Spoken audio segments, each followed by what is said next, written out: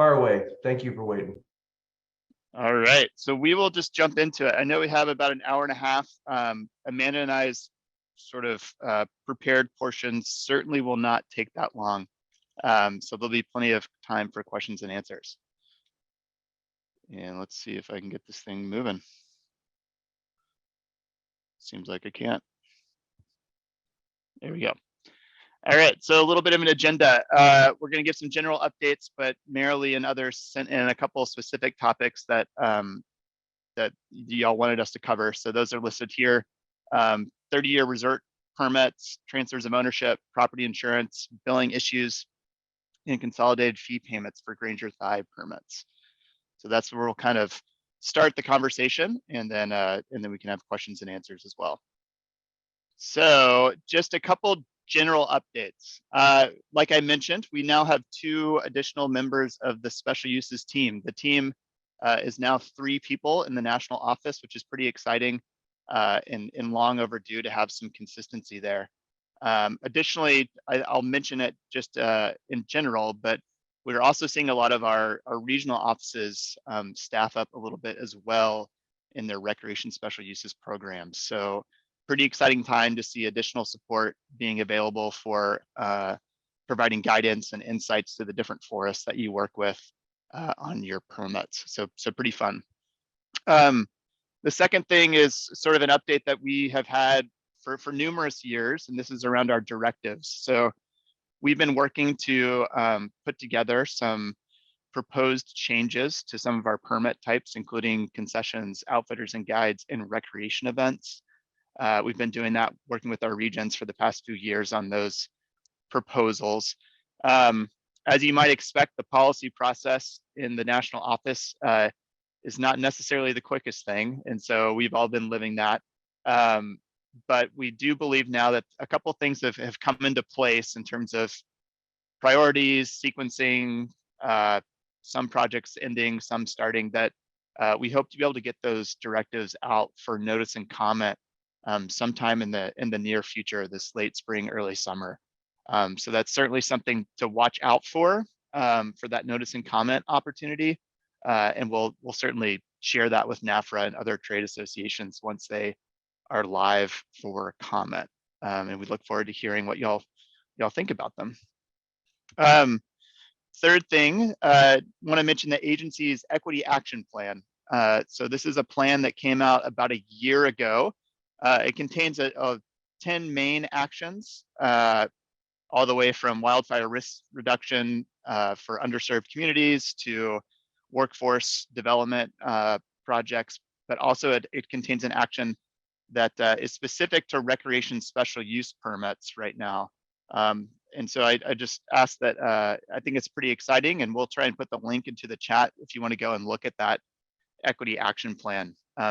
It's certainly a department and administration priority, and so we're using that to move out on a couple things, including our directives, but also kind of kickstarting our online permit application platform again, which will be a pretty big project, but also doing sort of trying to do more innovative things around outreach to prospective permit holders and education around the permitting process.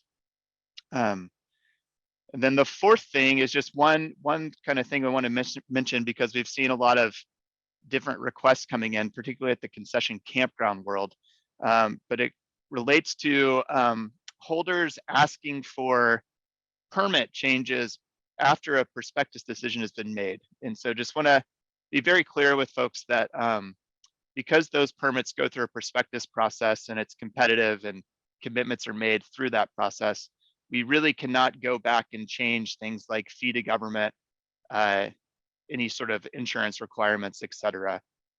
Those are locked in through the permit or through the prospectus process. So just want to kind of get that out there in the open. We can talk about it more if there are questions.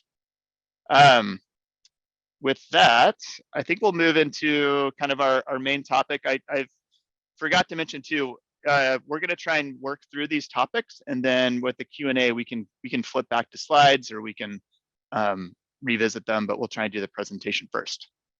So with that, I'll throw it over to Amanda. Thanks, Ben. It's great to be here at NFRA again. I've been at the session in person and several virtual sessions, so it's always great to connect. So one topic that was sent to us was the 30-year permits for resorts. We, as an agency, support having the longest term possible for these permits because we realize that that is advantageous to the permit holder for many reasons, and it's also advantageous to the agency to have these longer term permits. So if you're not able to get to that 30-year permit with your permit administrator, definitely ask them about that, inquire about that, because that decision, they have to get permission from the regional forester to issue a 30-year permit. However, that does not take a lot of time and effort. It just takes some communications. And all the regional program managers are supportive of the 30-year permit. So if you run into challenges getting that 30-year term length, reach out to your permit administrator, the local line officer who makes a decision on the permit. And if they aren't able to help you, then reach out to your regional permit administrator or program manager, and they'll be able to assist. Awesome. Yeah, thanks, Amanda. Yep. All right. Another topic is transfers of ownership. So I know in the last couple of years, there's certainly been a pretty large shift in but a movement of people wanting to sell businesses or get into the sort of the commercial outdoor rec space. And I don't see that slowing down anytime soon. And I know there are a lot of folks who maybe started outfitting and guiding businesses in the early 80s, late 70s, are now understandably ready to retire. And so trying to sell those places, as well as other things like concession campground companies. So merely asked that we kind of just cover the transfer of ownership process. This is going to be in general. There's always certain quirks, I guess, when you do a transfer of ownership, just based on, you know, what the purchase and sale agreement is actually like, what the permit is, what stage in the life of the permit we find ourselves when trying to do a transfer of ownership. But we'll just kind of give the general here. So the first thing is that the process really starts with a form called the 2700-3A. So that's a form that some of you may be familiar with. It's sort of the form that officially starts the process with the Forest Service, and it involves the current holder filling it out, but it also involves needing to have information and signatures from the potential buyer. With the 3A, I will say ideally, you're at least having a conversation with your permit administrator or local district or forest before everyone starts signing on the dotted line on the purchase and sale agreements, right? In a perfect world, it makes the process work a little bit smoother, just so that there's the ability for everyone to be fully informed of what the process is and what the requirements are going to be for not only the seller, but for the buyer as well. Now, it's important to remember too in this process that our permits are not transferable. So we can't give an absolute guarantee that that a new permit will be issued to the buyer. However, if we start this process early enough and have good communication with the local unit, I'd say in the majority of cases, things go pretty smoothly. So the way the process really works is the original permit will essentially terminate if and when a new permit is issued to the buyer. And so the buyer, they have to apply for a permit themselves. So it's not just filling out the 3A, sending it in, and that sort of thing. So they're gonna have to apply under the same policies that you would apply typically for a permit. And then they have to go through a financial ability determination, a technical ability determination. There'll be some sort of preliminary review by the agency of the purchase and sale agreement, just so that we understand what the corporation or the entity is that's buying the business. So we know how the appropriate person on the permit. And so that's essentially the process. So another thing to remember too is, as the seller, before you before you get too far down the road on the process, you're really going to want to make sure that you have any sort of outstanding land use fees or non-compliance issues resolved, right, so that the process can go smoothly, because that can be little hiccups that they don't necessarily derail the process, but they can slow it down. And I know a lot of times with these buyer-seller relationships, there's a time element to it that people are wanting to get things done pretty quickly because of financing or whatever it may be. So with the transfer of ownership, I mentioned that there's a financial ability determination component. So this is similar to when you probably first applied for your permit in the first place, or if you've gone through a prospectus process, we handle the financial ability determination typically through that.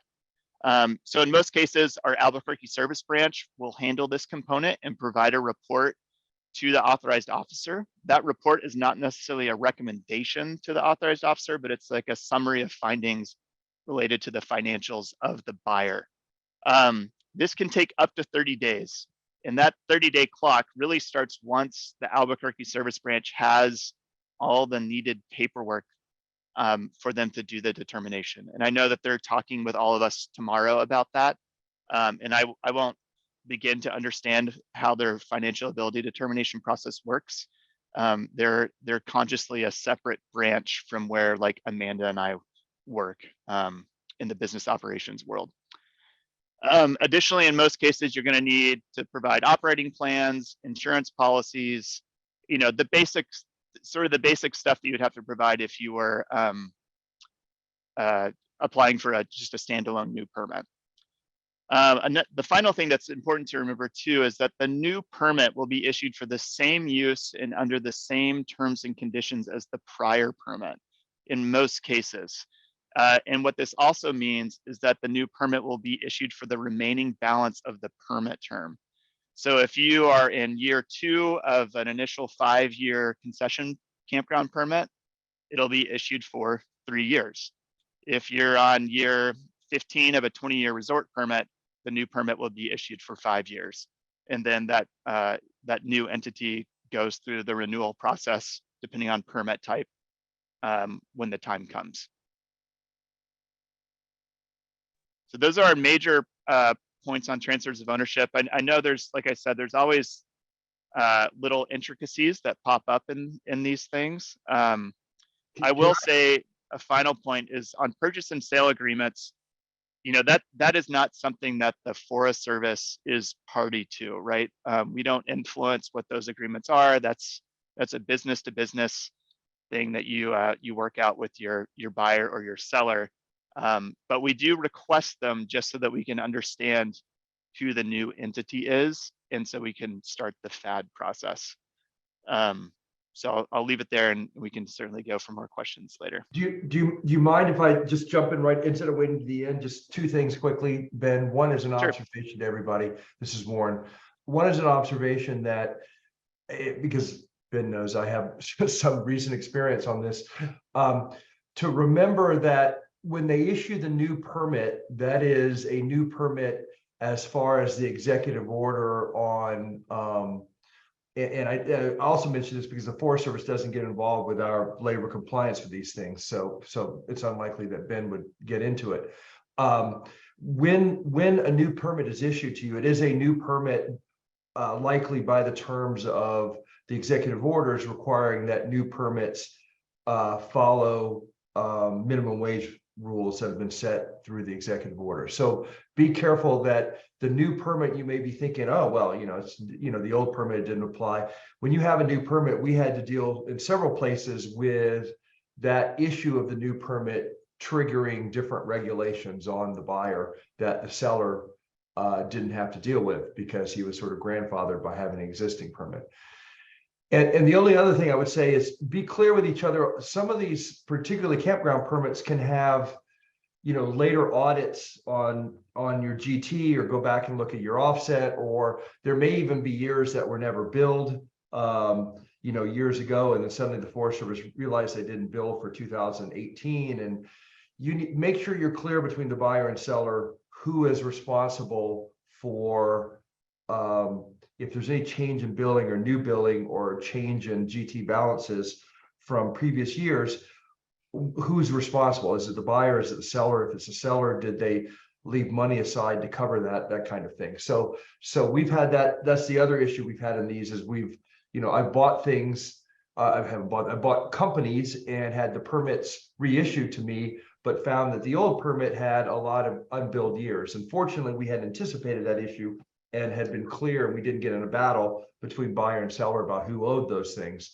But it can be an issue if there's a sort of backlog and unbilled GT, or if there is all billed and there's an audit, which a lot of forests will do. At the end of a 10-year permit, they'll audit it, and suddenly you'll find out, well, 5 years ago, the seller has unbilled GT balances per this audit. You better have a mechanism for having decided that in advance, who's going to cover that kind of stuff. Yeah, it's a really good point, Warren. And it reminds me of two things.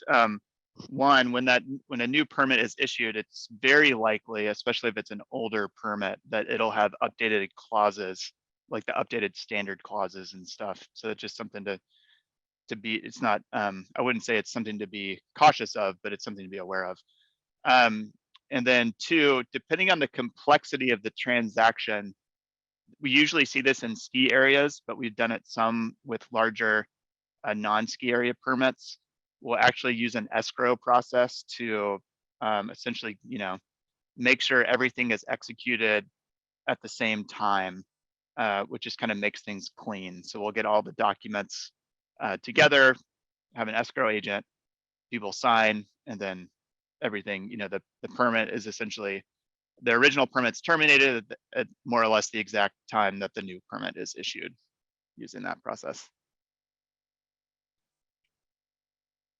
All right, so we'll keep moving along. I see the chat is blown up a little bit, so we'll get to that in a second. Ben, this is Marilee. Do you want us to hold off questions until you're done with the whole thing? That was our original thought, but I can't see the chat when I'm sharing my screen, so I don't know. I'm open either way, whatever. Sorry, I screwed it up. I apologize. My bad.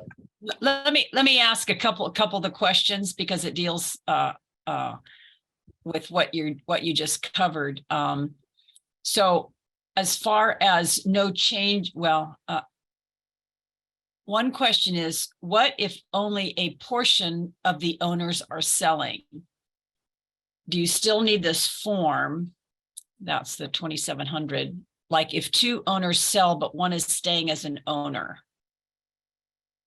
So that's going to be pretty case specific, because it probably depends on what the owner, what the breakdown was between the parties, between like ownership of assets, but also controlling interest of the entity. So in that scenario, it could go many different ways. Like the one remaining partner may have, by the bylaws of the company, 80% controlling interest and ownership of the improvements. So in that case, it may not be a transfer of ownership, but it could be the other, it could be on the other end of the spectrum too, I guess.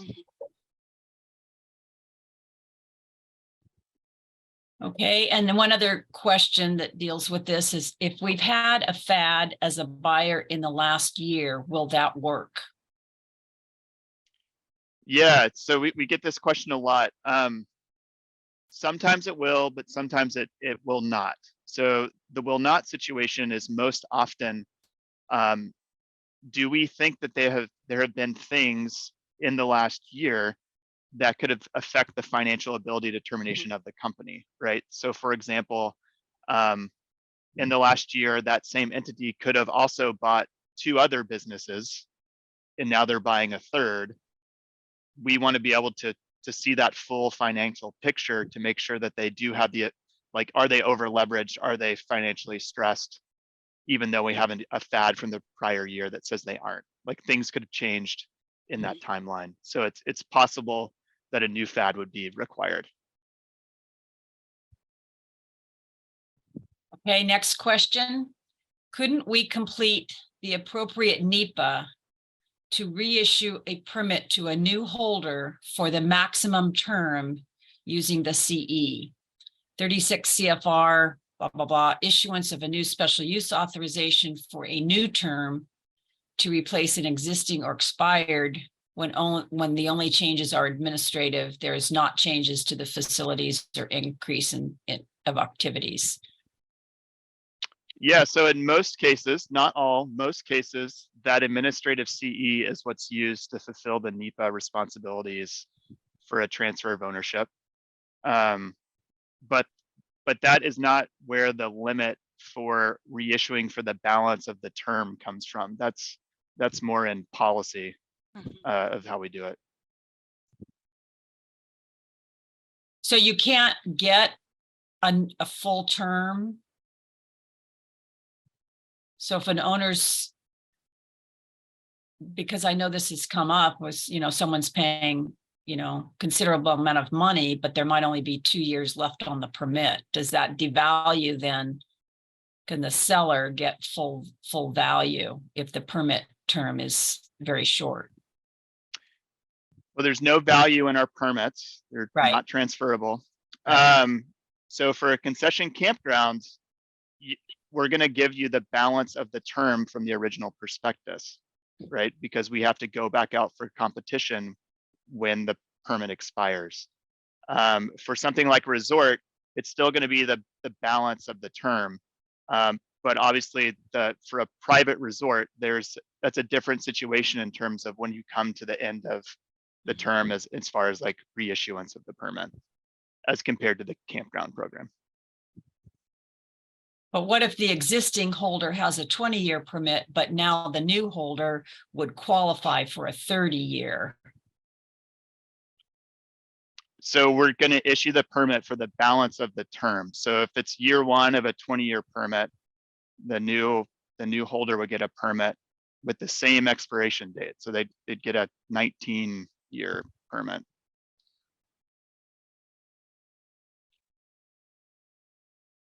Okay. Next question, specifically related to change of control, does the agency have guidance on what percent ownership triggers change of control? We don't have explicit guidance now.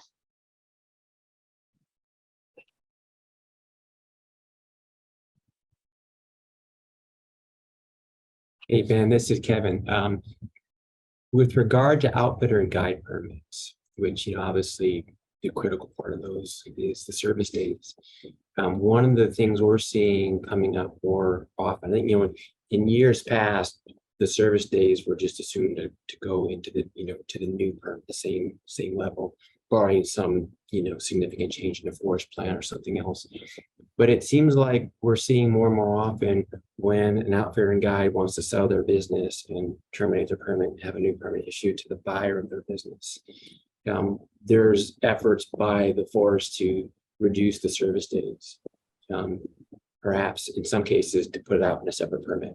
Does the agency have a general policy as to how to handle that situation? Because obviously we agree that the permits have no value. You can't sell the permit, but obviously that business has been built up based on a certain number of service days. Investments have been made according to that. So it seems that it's very problematic if someone spent a lot of time building up a business with X number of service days. When they go to sell their business, if the forest says, well, we're only going to let you have half those service days, to be able to be eligible for the new permit, it's a huge problem, and it's going to obviously be a disincentive on investment. Is there any general policy on how that situation is handled? I know there can be unique circumstances, but generally speaking, it's always been my understanding that generally speaking, you issue the new permit for using the same service days that were in the old. Yeah, so generally, and we're talking priority use outfitting guiding permits. But yes, so I forget the exact place that it lives in the outfitter and guide handbook, but there is a general policy that the service days are reissued for the same amount. But as you mentioned, Kevin, there could be, I don't want to say that's a rule, because there can be things like a forest plan change or something that could affect it.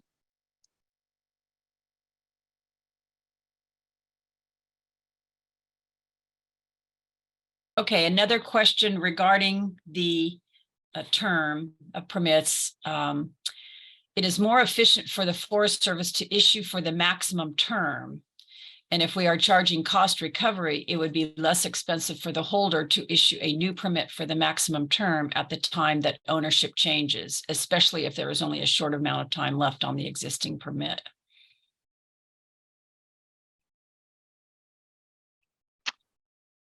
Yes. I didn't hear a question, but I agree that it would be more efficient, but This has to do with the only issuing for the remainder of the term. yeah, I mean, I agree with whoever put that in the chat. It would potentially save some money, but it is our policy to issue for the remaining balance in the same terms and conditions. Okay, is that where would someone find that? Is that in the manual or the CFRs, or where would that be located? We'd have to look that up. I don't have the citation right off the top of my head. It might even be in the 3A language. Okay, maybe as a follow-up item, that might be good. Someone says if we sell our lodge improvements on a permit with 2 years left for a sale price of several $1 million, the question is, will they only get a 2-year permit on their new investment? So I can't speak to the specifics, but right. Typically, yes, you would get a permit for the new holder would get issued a permit for the remaining balance of the term. Now, private resort improvements are different than priority outfitting and guiding and in concession campgrounds. So the renewal process, even when you get to the end of the reissuance process, even when you get to the end of the 20-year term or the 30-year term for a private resort permit, is different, right? There are more rights of the holder in terms of the reissuance.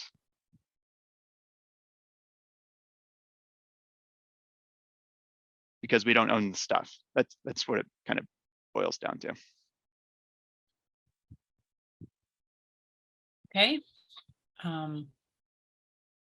For right now, that those are the questions that we have. We have a question regarding the prospectus and changes. So when we get back to that, we have a question that's lingering from that.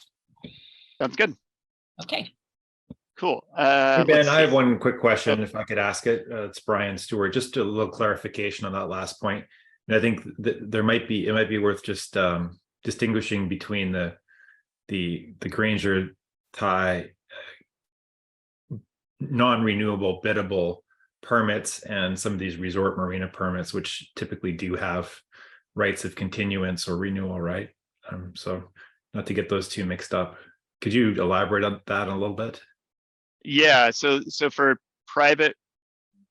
our permits, the best example is a private resort, or at least it's the easiest to explain. So a private resort, the federal government does not own any of the improvements, right? And so there are more rights afforded to the holder when it comes time for reissuance, versus it's sort of similar to a priority outfitting and guiding permit, I suppose, but versus a concession campground program or permit where it's stated that, when this expires, it is not, you cannot renew your 5+5 GT permit.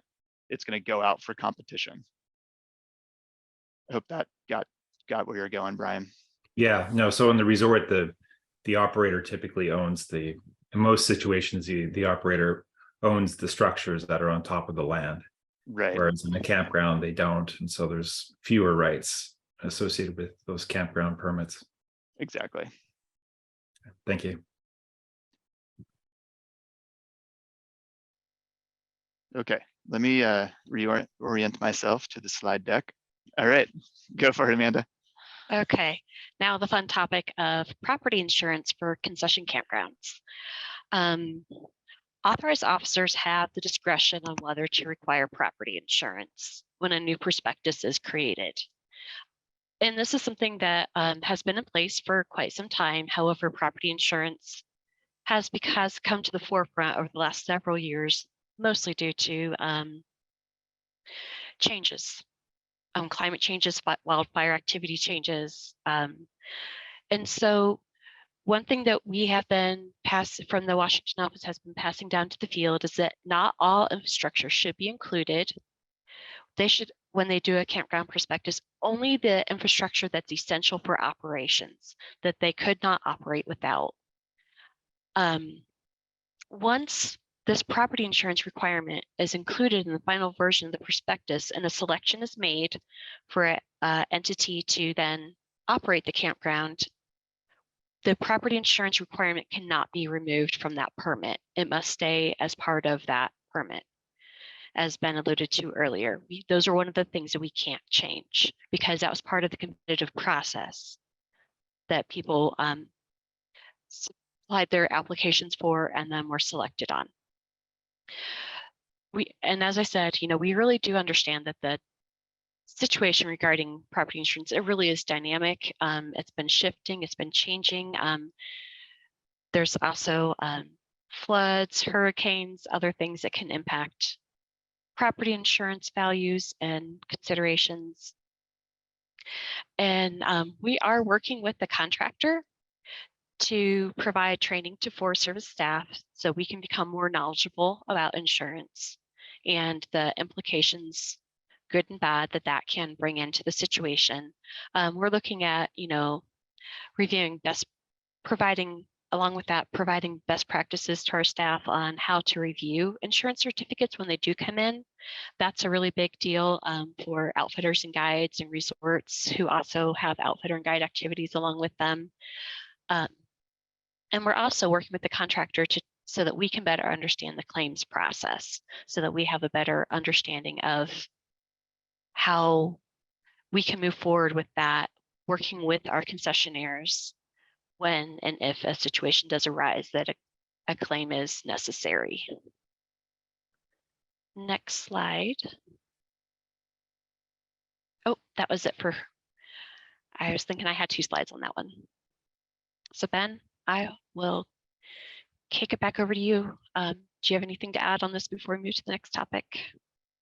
I would just like reemphasize the point about authorized officer having discretion, because I know there's a lot of energy in the system right now around property insurance. And so discretion it's not only the discretion of what to include or not include on an asset list, it's also whether to require it or not. And I think that is a important thing to stress, and a message we're stressing to our regional colleagues and forests, that should be a very conscious decision of whether to require it or not, given everything that's kind of going on out there, especially in the West. Yeah, we've had local line officers we've talked through with them, trying to decide, is this in the best interest for the concessionaire, the agency, and the public, and really weighing through those decisions and coming up with what they feel is the best moving forward. So because we've created a precedent on the last set of slides, we'll pause and see if there are questions. Hey, Amanda, this is Kevin. And I apologize for not giving you an intro at the very beginning there. I didn't have that second page in front of me, but thank you very much for helping Ben on this one. We definitely appreciate your assistance too. I see you, and one of the things I wanted to point out is that, you don't come to this position cold. You actually were a permanent administrator on the ground. So you walk the walk. So I think that's very helpful in having you involved with this team. So thank you. But quick question, you mentioned a contractor that the Forest Service is working with now. Are you able to share the name of that contractor with us? I'm just curious who that would be. That is a really good question that I don't know the answer to, Kevin. If you don't know, you can. I don't want to push out. Just curious. Okay. All right. We can at least look into it. Yeah. Okay. But So, I've never thought about it. another question though is, you talked about the fact that whether or not to include property insurance in a range of campground permit or other range of permits is discretionary. And obviously the handbook and manual talks about the fact that you need to assess what is the cost implication of that and is it worth it. Do you have any idea, or is there any structure given to the authorized officer as to how to figure out what that cost would be when they're deciding whether or not to include it in the prospectus?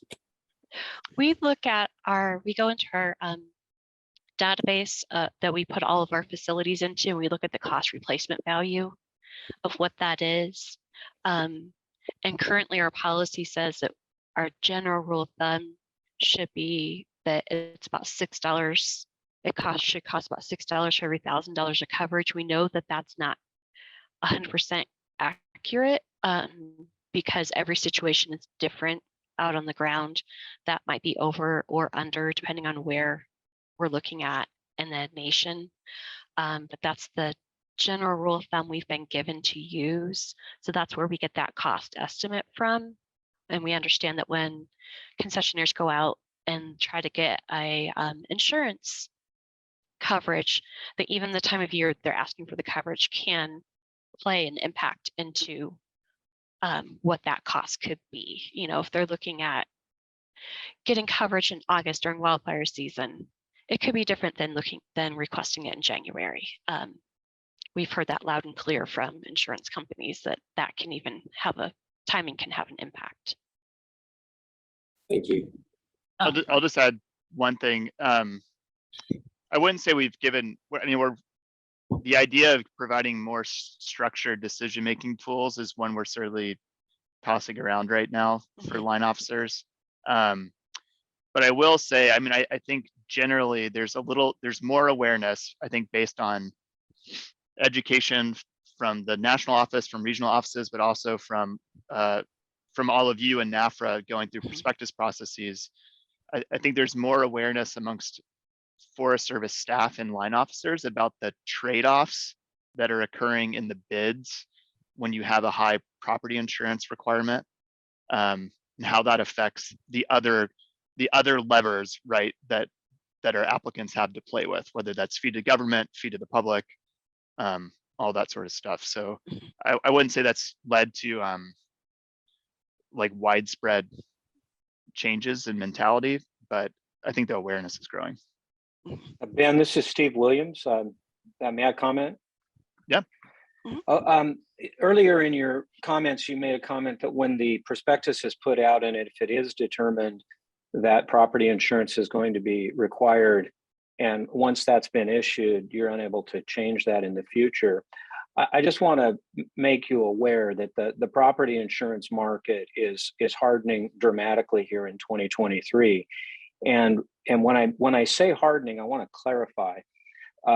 Capacity is becoming an issue. So we recently worked with a campground in the Sierras, not on Forest Service property.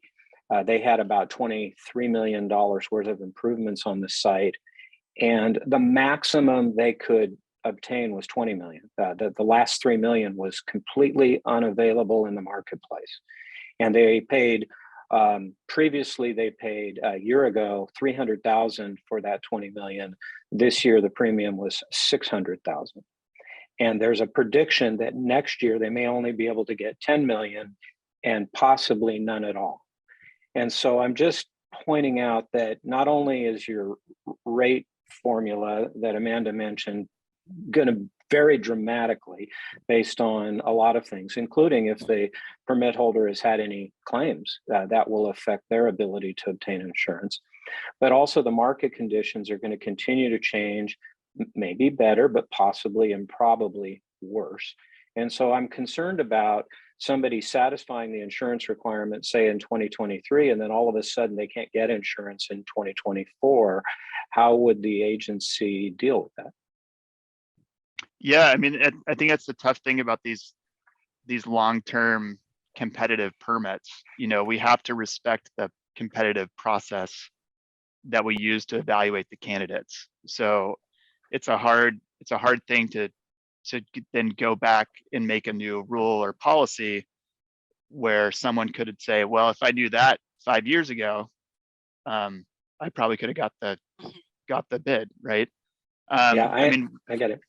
Yeah, I mean, one of the, I mean, you've seen this, I guess one of the, what I'll describe as a Band-Aid that we've used in the past is the reprieve process for a couple of years, knowing that the availability was so limited.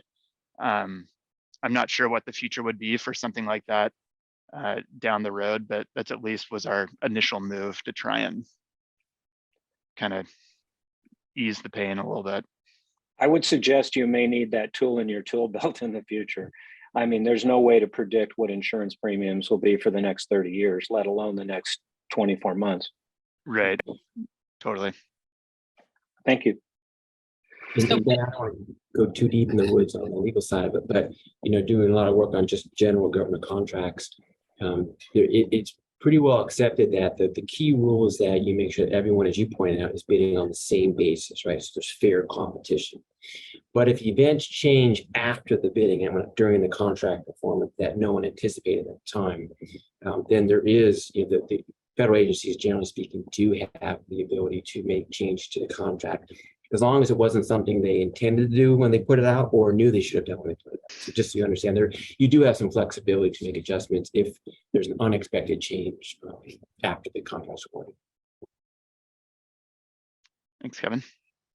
Ben, there's a comment that from a lodge owner, we are having a property and liability insurance crisis in the lodging business also. So not just, I think what he's bringing up, but it's not just a campground concession issue. Totally. I don't work in the ski area program, but I've heard similar things too, right? Of ski resorts. And if you'd think if there's anyone that had the resources or whatever to figure that out, I think it's the same issues hitting them too. Like Steve said yesterday, but we aren't special in the impacts we're seeing around insurance. It's widespread. Yeah.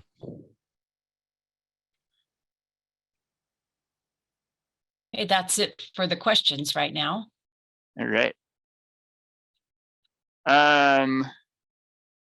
I think this is our last slide. So we got a question from, we got a question from Marilee, thanks Amanda, about kind of what to do if I haven't received a bill, whether that's in the last year or it's in the last 3 years. And so it's sort of a tough thing to answer from the national office. So some of you will not be satisfied with these bullet points. But it's really the best advice we have. It's continuing to try and get in contact with your local administrator and line officer. If that is not working, your supervisor office staff, so like the forest rec program manager, but then also a resource could be your regional recreation special uses program manager. And I know that puts a lot of onus on the permit holder to do the work, which I understand is not the fairest of situations. But that's our best advice for you as a permit holder. I will say we are trying to get a little bit more organized around our billing in general. So there is now a national billing team that's been stood up for the last 2 years, I want to say. And they are slowly adding permit types to their portfolio, right? As they kind of find efficiencies, but also get more staff basically. And so a lot of our rec special uses permits are slated to be, or at least we're going to try to integrate them into the billing team in the next, I believe, 12 to 24 months. So we will start seeing a little bit of change and a little bit more consistency in our billing. As you could guess, one of the reasons they haven't touched the rec uses is because they're a little harder than something like a road permit. It's like you just bill the utility company for the road they use. And so there's still some things we have to work out around, like, well, how do you most accurately report service days, and how does that information get to the billing team? How do you report GT offsets, and how does that information get to the billing team? So those are the things that are still to be worked out, but we're hoping that there's going to be kind of more consistency on that front. Ben, would it be possible to get an updated list of the regional recreation special uses program managers? Yeah, we can certainly do that. That'd be great. Thank you.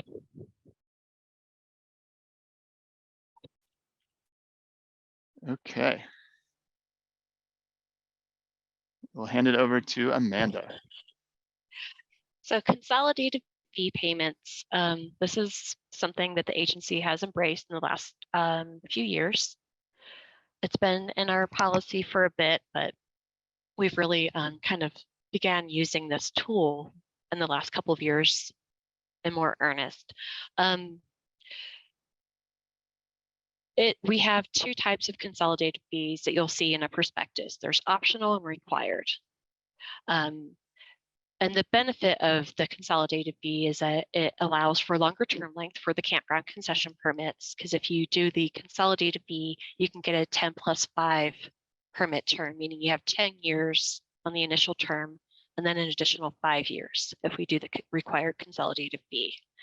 And so that can be a big benefit. The other benefit is that with having the consolidated fee, hopefully those funds will then be put into deferred maintenance and a large project on the forest that you wouldn't be able to achieve through the annual GT funds. The consolidated fees can be paid and held by the agency to do the work, or the work can be completed by the permit holder. When the permit holder does the work, there is a bit of a time constraint associated with that. They must start the project within 6 months of the consolidated fee period, and then it must be completed within 18 months of that project initiating. And so that can be a bit of a challenge to get that work done timely, depending on what it is and where in the country you are, if there's snow loads or things that you have to take into account. And we've received questions about how is a consolidated fee calculated. It's calculated by determining the annual gross revenue for the past 3 years. You multiply that by the number of years it's in the consolidated fee period, and which then is multiplied by the proposed GT rate from the applicant or the holder, and that gives you your consolidated fee. That is in the prospectus. This language, however, it's a bit more in lawyer-ese, I guess you would say. So I try to boil it down a bit here to make it a bit easier to understand. And Ben, if you'll move to the next slide. So the National Office, we're helping forests move through this new tool.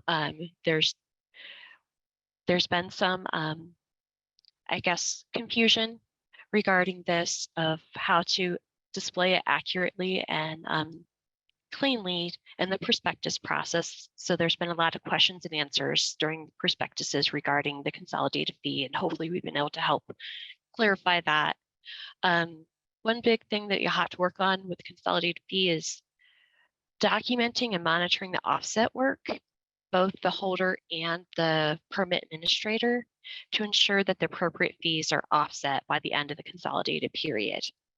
At the midpoint for the required consolidated fee, you will actually do a compare. You'll do an adjustment if needed on the consolidated fees for the remainder of the consolidated fee period. The optional does not have that checkpoint in the midpoint, because the required the optional is less than 5 years, where the required is generally 6 to 10 years. And so that's one thing, that's why it can be really helpful, is to really, the permit administrator and the holder will need to work together to ensure that the work that is planned, the cost of that comes out in line with the actual revenue and the consolidated fee period. And then one final reminder is that we hear often from both in the agency and from holders, is that when you have the annual GT and you're doing offsets for the annual GT, that those cannot be transferred to future years. The annual GT the agency does not have legal authority to do this. And so for the annual GT, that work has to be offset in the year that the fees are collected. And so that's where the permit holder and the permit administrator need to work together very closely to monitor revenue throughout the year and the project's actual costs throughout the year to ensure that those come up and match up nicely. So it's always good to have a few shelf items sitting and ready to go in case the GT is doesn't quite line up. You need to spend a little more money to make them line up. Or if your revenue starts dropping, be able to scale back the project work that you're doing in order to match up so that you don't overextend yourself. And I believe that's it that we have for consolidated fee. Ben, is there anything you wanted to add? No, nothing here. So I believe that's the last slide for our presentation.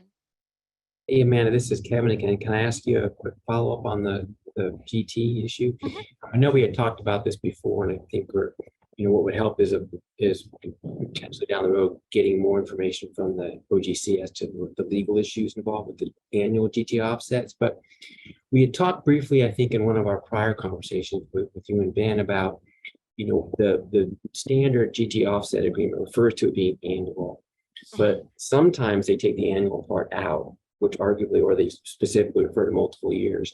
Do you have any idea if the GT offset agreement specifically refers to more than 1 year?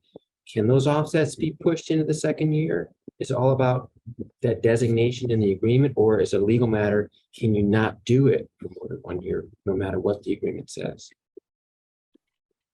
It's my understanding from what we've heard from OGC is that we do not have authority to move GT work into another year. Our policy is very strict that we just have both legally and in policy that it needs to all occur within that year that the annual GT offset agreement is covering. For most folks, that is an annual, like calendar year agreement, and that's where we need to operate within. And so that we're pretty strict there. We are looking to see if there are ways that we can have room to make policy changes into the future, but right now that's where we are. Okay, thanks. Amanda, on this, just a follow-up question, kind of tagging on to what Kevin was asking. If the agreement specifically says this is for 2023/24, We don't have the ability to do multi-year GT agreements. Oh. It should just be an annual. Correct, Ben? Well, I agree. I mean, the form is an annual GT offset agreement. It sounds like what the forest is maybe trying to do, though, is a consolidated fee. And it's just that we don't really right now have the forms in the right spot to make that explicit. That's what I'm hearing, at least. Yeah. And I guess, Ben, what I'm thinking, and you know this best because you have the most experience, but conceptually, is it the opposite in the sense of what if you have the situation where you have a large fee due, but you only get half the GT offset work done? Can you carry over that balance, we'll call it, of fee to the next year and do more than 1 year's worth of GT and qualify for the prior fee? See what I'm saying there? Is that possible? Because the consolidated fee is where you do a lot of work up front, right? And I'm kind of talking about the opposite situation where you don't do as much as you could do in 1 year, but you have the situation where you could do a lot more that next year.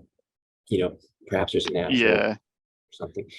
And I know this is tied up into the whole issues of government fiscal laws and all that.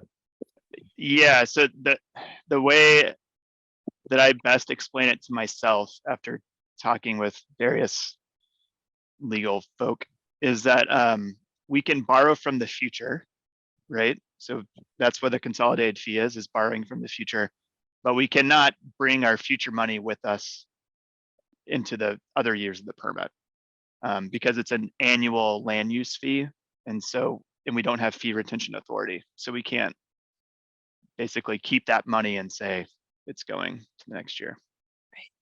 So, and to add on to that, Ben's correct, we cannot roll that money along with us. So if you have a large project that you're going to use annual GT for and you don't have a consolidated fee, what I recommend is break up that project into chunks that you can accomplish within a year. So you can have like phase 1 is completed in year 2023. Then phase 2 under a brand new GT agreement is completed under 2024. So you might have to do some of that of breaking up the large projects if you don't have consolidated fee where you're doing it all up front, is break them up so that they can fit into those annual GT projects. But yeah, so I agree with that. We try to do that a lot. I'm sitting here thinking about if there was really a desire to gather money up, I still think you could use the consolidated fee mechanism to effectively take things into the future. If you did a 3-year consolidated fee and you have 3 years to spend the money, then effectively, GT from that first year could really be getting spent in the second or third year as you really spend the whole chunk of that consolidated fee. You might do it in the second or third year, right? I mean, so to some extent, there is a mechanism to do that a little bit, but it just takes more knowledge and using the right form and not calling it a multi-year GT agreement, I guess. And you have to be careful because if the holder does the work, we currently have the time constraints of the consolidated project must be initiated within the first 6 months and it must be completed within 18 months of the consolidated fee period of that initiation. And so right now, currently, there are time limitations on the holder accomplishing the consolidated fee work. Right. If the Forest Service takes the money and accomplishes the work, then there's a bit more flexibility on the timing. Interesting. Well, I will say there's still a communication issue on some of these prospectuses, because I know in the Lake Tahoe prospectuses, they were talking about different numbers for number of years that could be, the holder could spend the money in. They had to get started with the 6 months. I remember that, but it was sure not 18 months to finish. It was 3 years or 5 years, and I can't remember. Are you referring to the Lake Tahoe resorts? Yeah. Those got a, there was a deviation from the standard template because it is a resort permit, not a campground concession Okay, well, permit. that's That was useful to know. approved. Okay. That was approved through our chain of command. Good. That Okay. one was given an exemption. Good. Okay. So that's not just random deviation. They actually No, that was a somebody thought followed out the plan. process and got Yes. approval for a different number. Okay. Yes. So I will not use that in my head as an example of what the standard is. That was a special Correct. case. Okay. That one got it. is a special case. Yep. Great question. A question, how is the decision made? In other words, like points given towards a permit prospectus for a company who offers a consolidated fee payment versus a company who doesn't? That should be listed in the prospectus of if there'll be extra consideration given for a optional or consolidated fee or not. That should be listed in the prospectus, how that would be covered.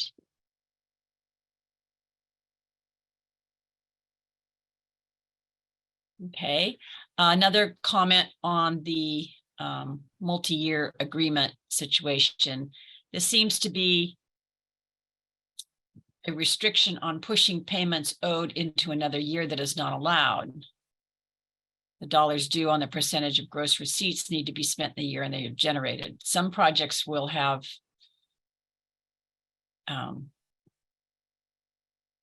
costs that we do not submit in the year they are done, since the project is still being planned and has not been completed. And that's where, going back to what I mentioned earlier, is you have to really phase those projects. So if you know you can't complete it in 1 year because say, you only have like 4 months of good weather to really do project work, then you need to chunk out your large scale project. You might have to mix in other things that you'll accomplish in that year to offset that GT, and then pick that larger project back up the next year and continue it forward. That way you'll have actuals that coincide with the GT agreement. Okay, if the prospectus is offered as a 5+5, but you offer a consolidated use, can it be a 10+5, or is this only offered if the Forest Service considers a consolidated use in the prospectus? The latter. It would only be a 10+5 if the Forest Service puts out the required consolidated fee. Somebody can suggest a consolidated fee, but that would be an optional, and it would not affect the term length. And Ben, please feel free to correct me if I say something out of step.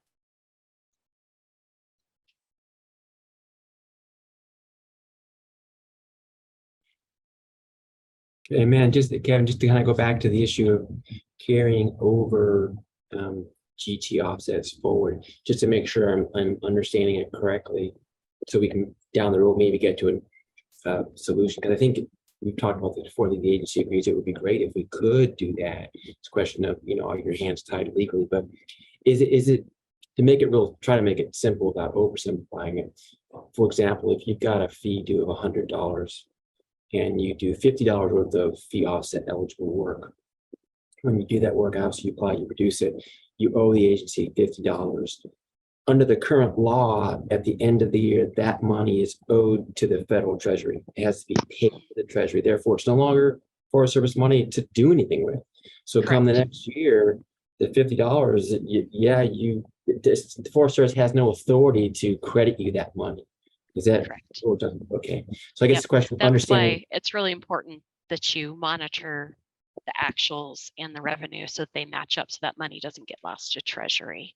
That way those funds are invested in the site that I you're guess operating. it's a matter of going back and trying to be creative and think, is there another way to set up the fee legally so that you have that discretion to be able to do that? I think it's never intentional if it could be done. I just want to make sure I understand the problem. So it's it would be wonderful to get to the solution. It would be wonderful if we could carry the fees forward with us, and that's helpful. It's good to know you guys, I know can't lobby, but it's good to know the Forest Service agrees that could be a good solution, because I think we'll go to work on our side trying to figure out there's some way to, either change things if it needs to be done, or come up with a different way of perhaps organizing the permit, setting it up to give the agency that flexibility if they want to use it. That would be great. And I think year to year, it's not always a huge problem. I think COVID just threw it in disarray, because we had a year, 18 months when all the Forest Service offices were basically closed, and it was very difficult for anybody to make decisions. And so there was frustration on everybody's part that, there's millions of dollars of GT offset getting lost because it simply could not mechanically be agreed to and spent in that year. And so I think as we get away from that, I remember the 20 years before COVID, it was always be nice to have that flexibility, but it was always manageable in the ways that you mentioned, like breaking projects into pieces and all that kind of stuff. I mean, we've literally had GT projects like, pave sites X to Y, and then next year's pave sites Z to, A or whatever. But I think it was 2020 and 21 that really caused a big leap in interest in sort of saying, okay, we got all this GT money, we weren't able to spend it for various logistical, internal and external reasons, and we're really frustrated, and we'd like to do it. Hopefully that won't occur again, and the pressure to do that will be lessened. Yeah, you're exactly right, Warren. It would have been nice all along to have that authority, but you're right, the COVID situation really amplified it and magnified the situation.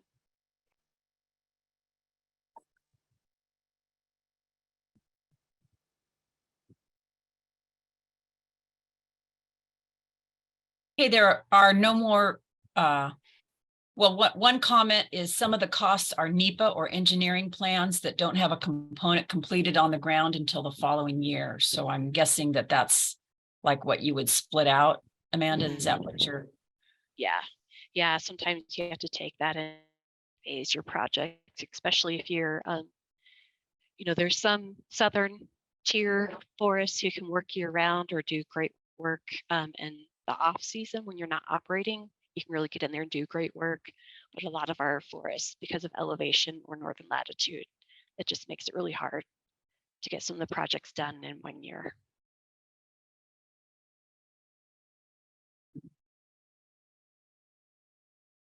Well, it seems like everyone's interests are aligned here in using fee money that would have otherwise gone back to the Treasury to improve the local national forests.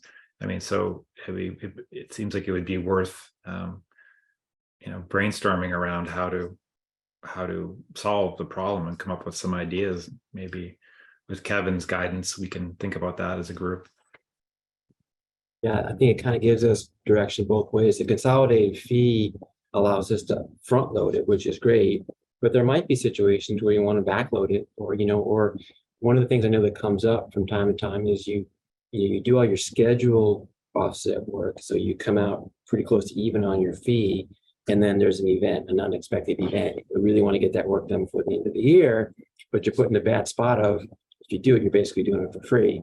And it'd be nice to have the flexibility to be able to apply that to future years too. So I can see it being helpful to have that go both ways. I mean, if you start working on larger multi-million-dollar projects, it just becomes unworkable if you're trying to cram things into small windows, right? Especially if you're dealing with NEPA and other processes that you don't have any control over. Yeah, and getting your contractors lined out and guaranteed to come back, for future projects. Right. As we all know, things come up. So you're right, Amanda, you do your best to schedule it, but you only have so much control. So, there certainly be situations where your schedule doesn't hold up. It's just, I think everyone would benefit if we could figure out a way. So I think it's a matter of us getting together with you guys and with OGC to figure out what the laws are that apply here, and then see if we can't brainstorm on our side to come up with some ways maybe around that. Okay. Great. Well, are there any other questions? I mean, I guess that we've got some time here. If we can keep you guys around, we don't want to keep you around for no good reason. But what I would encourage people to do, if you have any further questions, just go ahead and just unmute yourself, and you can ask it directly if you'd like. If not, we'll probably give us a moment or two and then let Ben and Amanda go. We have nothing more for them. Just give us a second or two. Bob, are you trying to ask a question there? Yeah, I'm trying to figure out it's not working very good. You can't hear me now. Just barely. Okay, I'll go over on the other computer. I'm not sure what he said he's going to do, but maybe we'll give him a minute. I think he's going to another computer, maybe. Okay. Hey, Ben, I've got a quick question for you, Ben. With regard, I think there was a notice that there's going to be some upcoming changes, proposed changes perhaps in the Federal Register to the Forest Service Handbook and Manual. I know you guys have your hands tied as far as what you can disclose, but we were just wondering if you get us any updates on when you expect that to come out in the Federal Register, and any maybe sense of what's going to be in that. Yeah, so you can only share so much, but I'll do it this way. So we've been working on for a few years concession campground chapter, which is reserved, outfitting and guiding, and recreation events. And like you mentioned, there's a Federal Register notice, but it's the sort of notice that it's like, hey, here is what the agency is hoping to do in the next, I think it's every quarter, maybe we send it out. And so that's what we're trying to line up, is getting the sequence of getting those things we've been working on out for notice and comment. Amanda, correct me if I'm wrong, but I think the latest one is for this current quarter, so it ends in like March. Well, it is March, end of March. So I don't know if we'll totally hit that deadline. It's a little out of our control, but we're hoping that pretty soon, either this quarter or next quarter, to get stuff out. Yeah. And the stuff that's coming out, that's going to be eligible for comment. Absolutely. Yeah. Ben, yeah, oh, sorry. Go ahead. Oh, no. Yeah, it'll absolutely be out for notice and comment. And so once it's out, we'll, obviously share the Federal Register notice and all the stuff with NFRA and other groups. Joe, I see you got your hand up. You want to unmute yourself? We'll go ahead and take your question.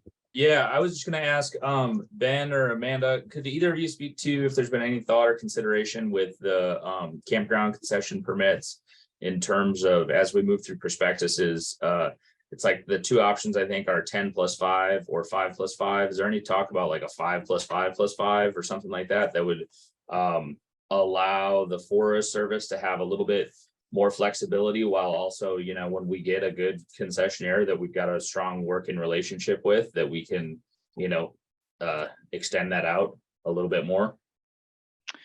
Yeah, we've certainly put thought into it. I can't share much here, Joe, but that's sort of the stuff that we hope to get out for notice and comment. Yeah. Copies. Sorry, Yeah. Sorry if I stole thunder. No, you didn't steal thunder. I'm just trying to stay in my lane. Fair, complete. Yeah. I'm glad people are thinking about it. Yeah. Joe, you can probably have that conversation with Ben directly offline, I guess. Yeah, absolutely. Kevin, can you hear me? Yes, that's better, Bob.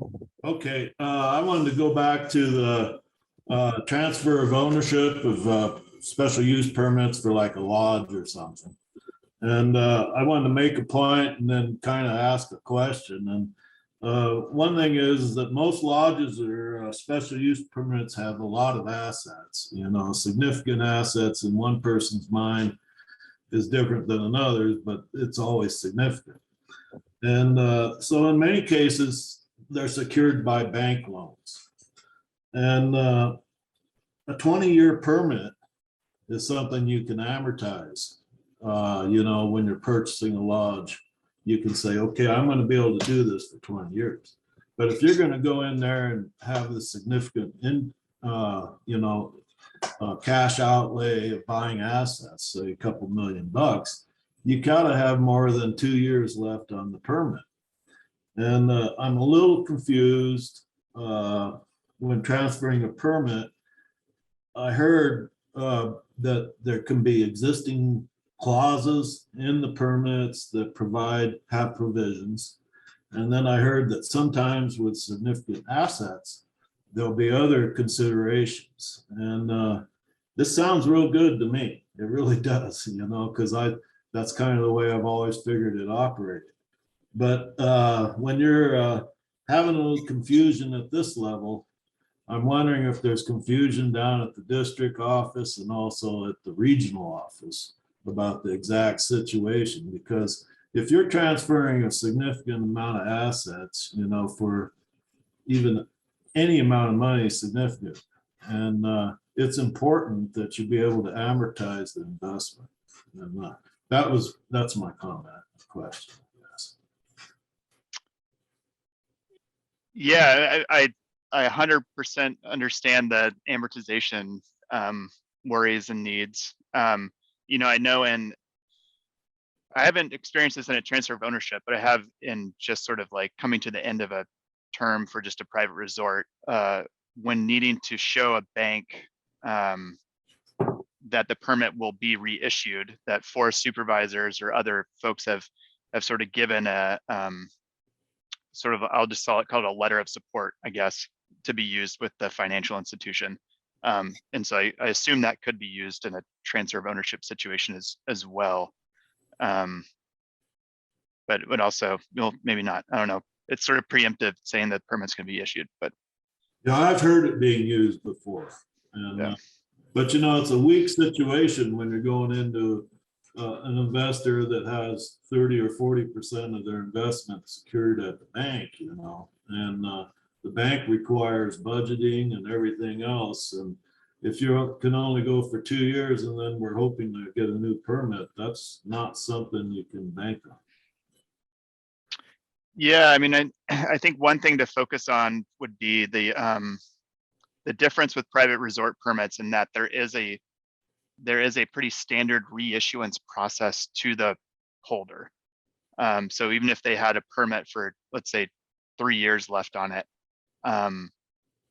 because of the intricacies and differences of private resort permits or permits for private stuff on the forest, you know, you can kind of demonstrate potentially to a bank that, yeah, I have 3 years, but you know, here is the reissuance process for this type of permit for another 20. Well, it's pretty confusing for everybody. I think that's, you know, and when you go to the banks, you got to have pretty solid stuff. Mm-hmm.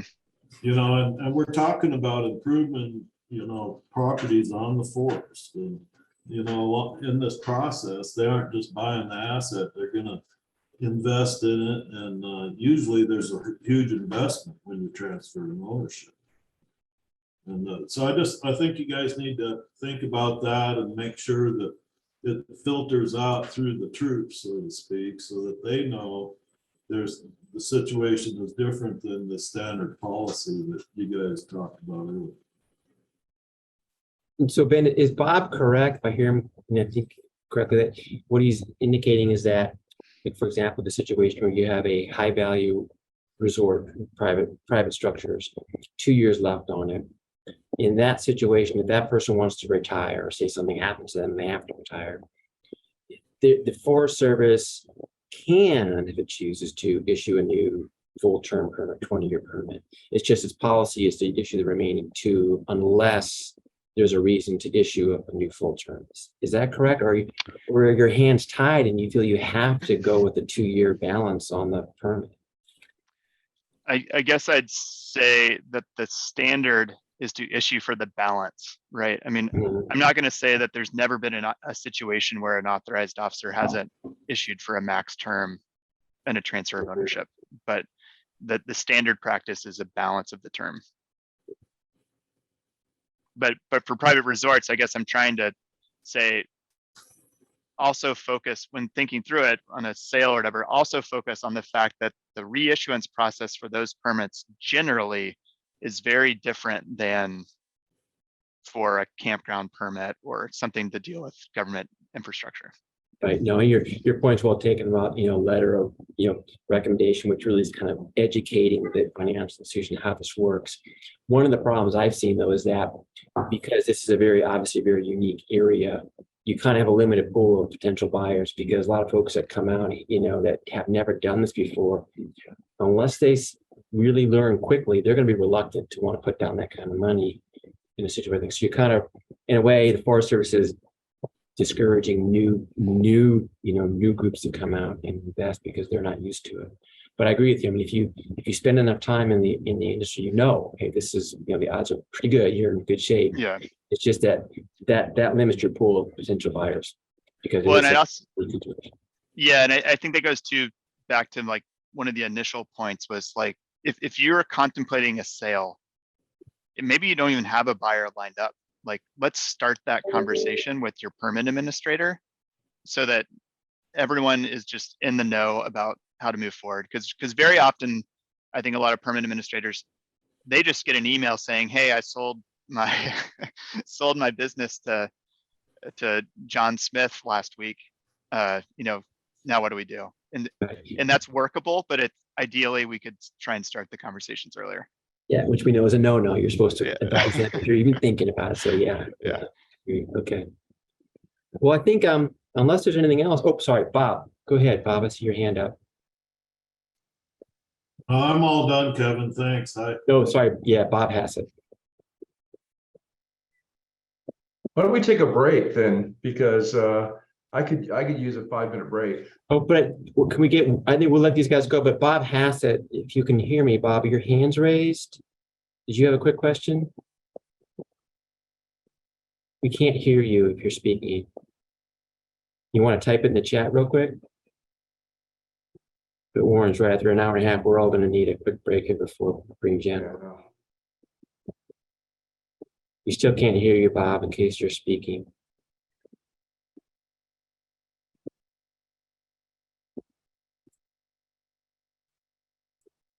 Okay, all right. Well, I guess Bob, I'll try and get your question to Ben offline, perhaps. So, okay. Warren, do you want to go ahead and set us up for the next? I think we're all fine. Jen, we're going to take a break, but do you need to make a presentation? Do I need to make you a co-host so you can share? I do have a presentation. Yes, thank you. Okay, well, let me make you a co-host. You're now a co-host, so you can share and you can work on getting that done. And guys, it's 53 after the hour. Be back right at the top of the hour, and Kevin will introduce our next speaker, okay? Hey, Warren, Yes, please. Yeah. can we ask Ben to address the hazard tree situation in the campgrounds? Oh, sure. Go ahead. I'm sorry. I thought we were done. I wasn't trying to rush time. I know, I was trying to, was going through my list and if he could just give us an update on kind of where that whole thing is and what concessionaires need to know. Okay, so update on hazard trees. So there have been no policy changes related to the roles and responsibilities of hazard tree management in concession campgrounds.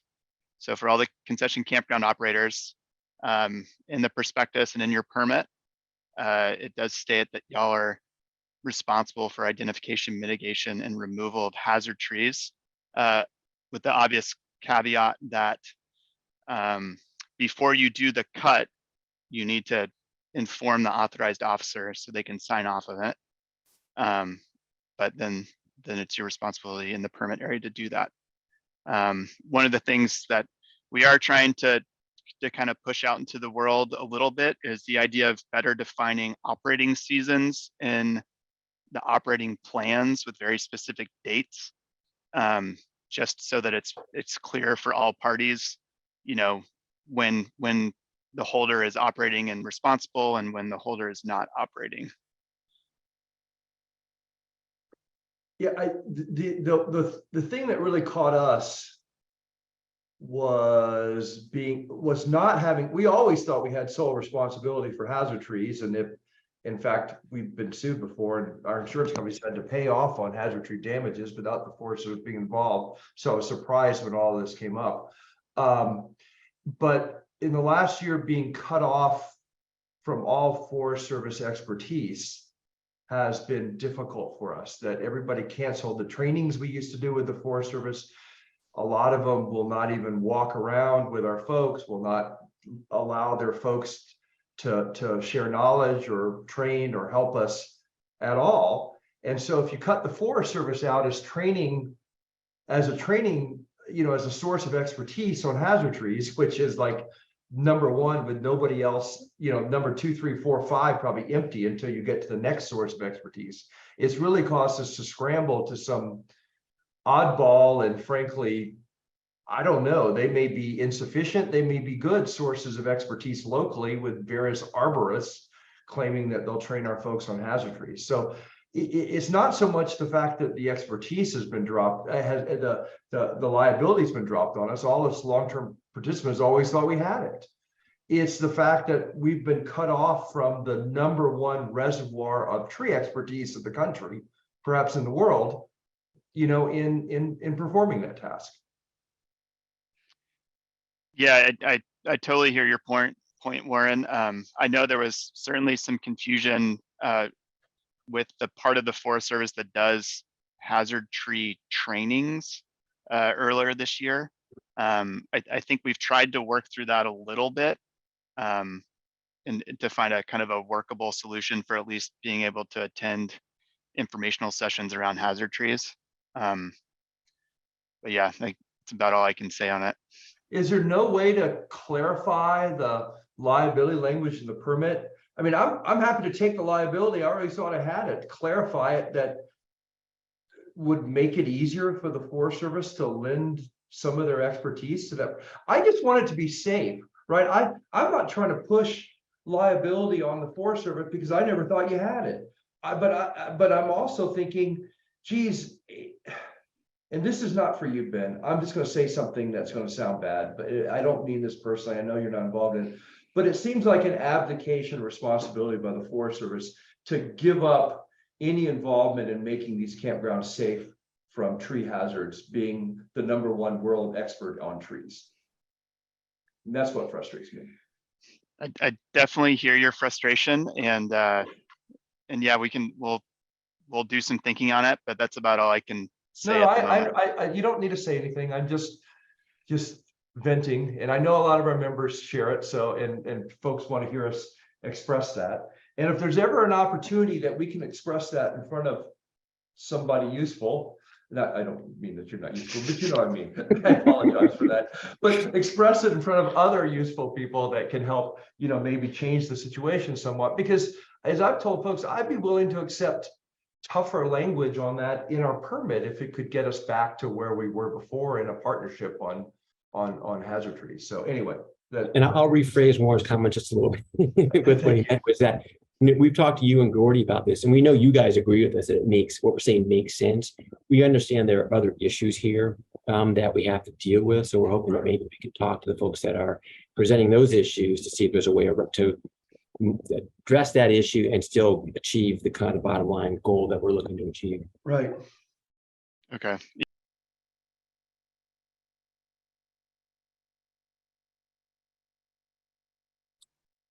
Okay, it's 5 after the hour, so I guess we'll get started here. See, I think we've got, we still got 60 people, Jen, so we got a good audience for you. Okay. So I guess Jen probably doesn't need an introduction for most of you, but let me go ahead and give her one too, just briefly. Jennifer Roser is currently the owner of Roser's Range of Light Mules with her husband Lee. And Lee actually is a packer, if I understand correctly, still with the Forest Service, Jen. That's packing, right? Yes. She's been working with horses all her life, probably before that, if mom was riding when she was in the womb, I guess is so for a long time. Jen has served as a NFRA board member for many, many years, including one stint as president, and she's currently NFRA's vice president for government affairs.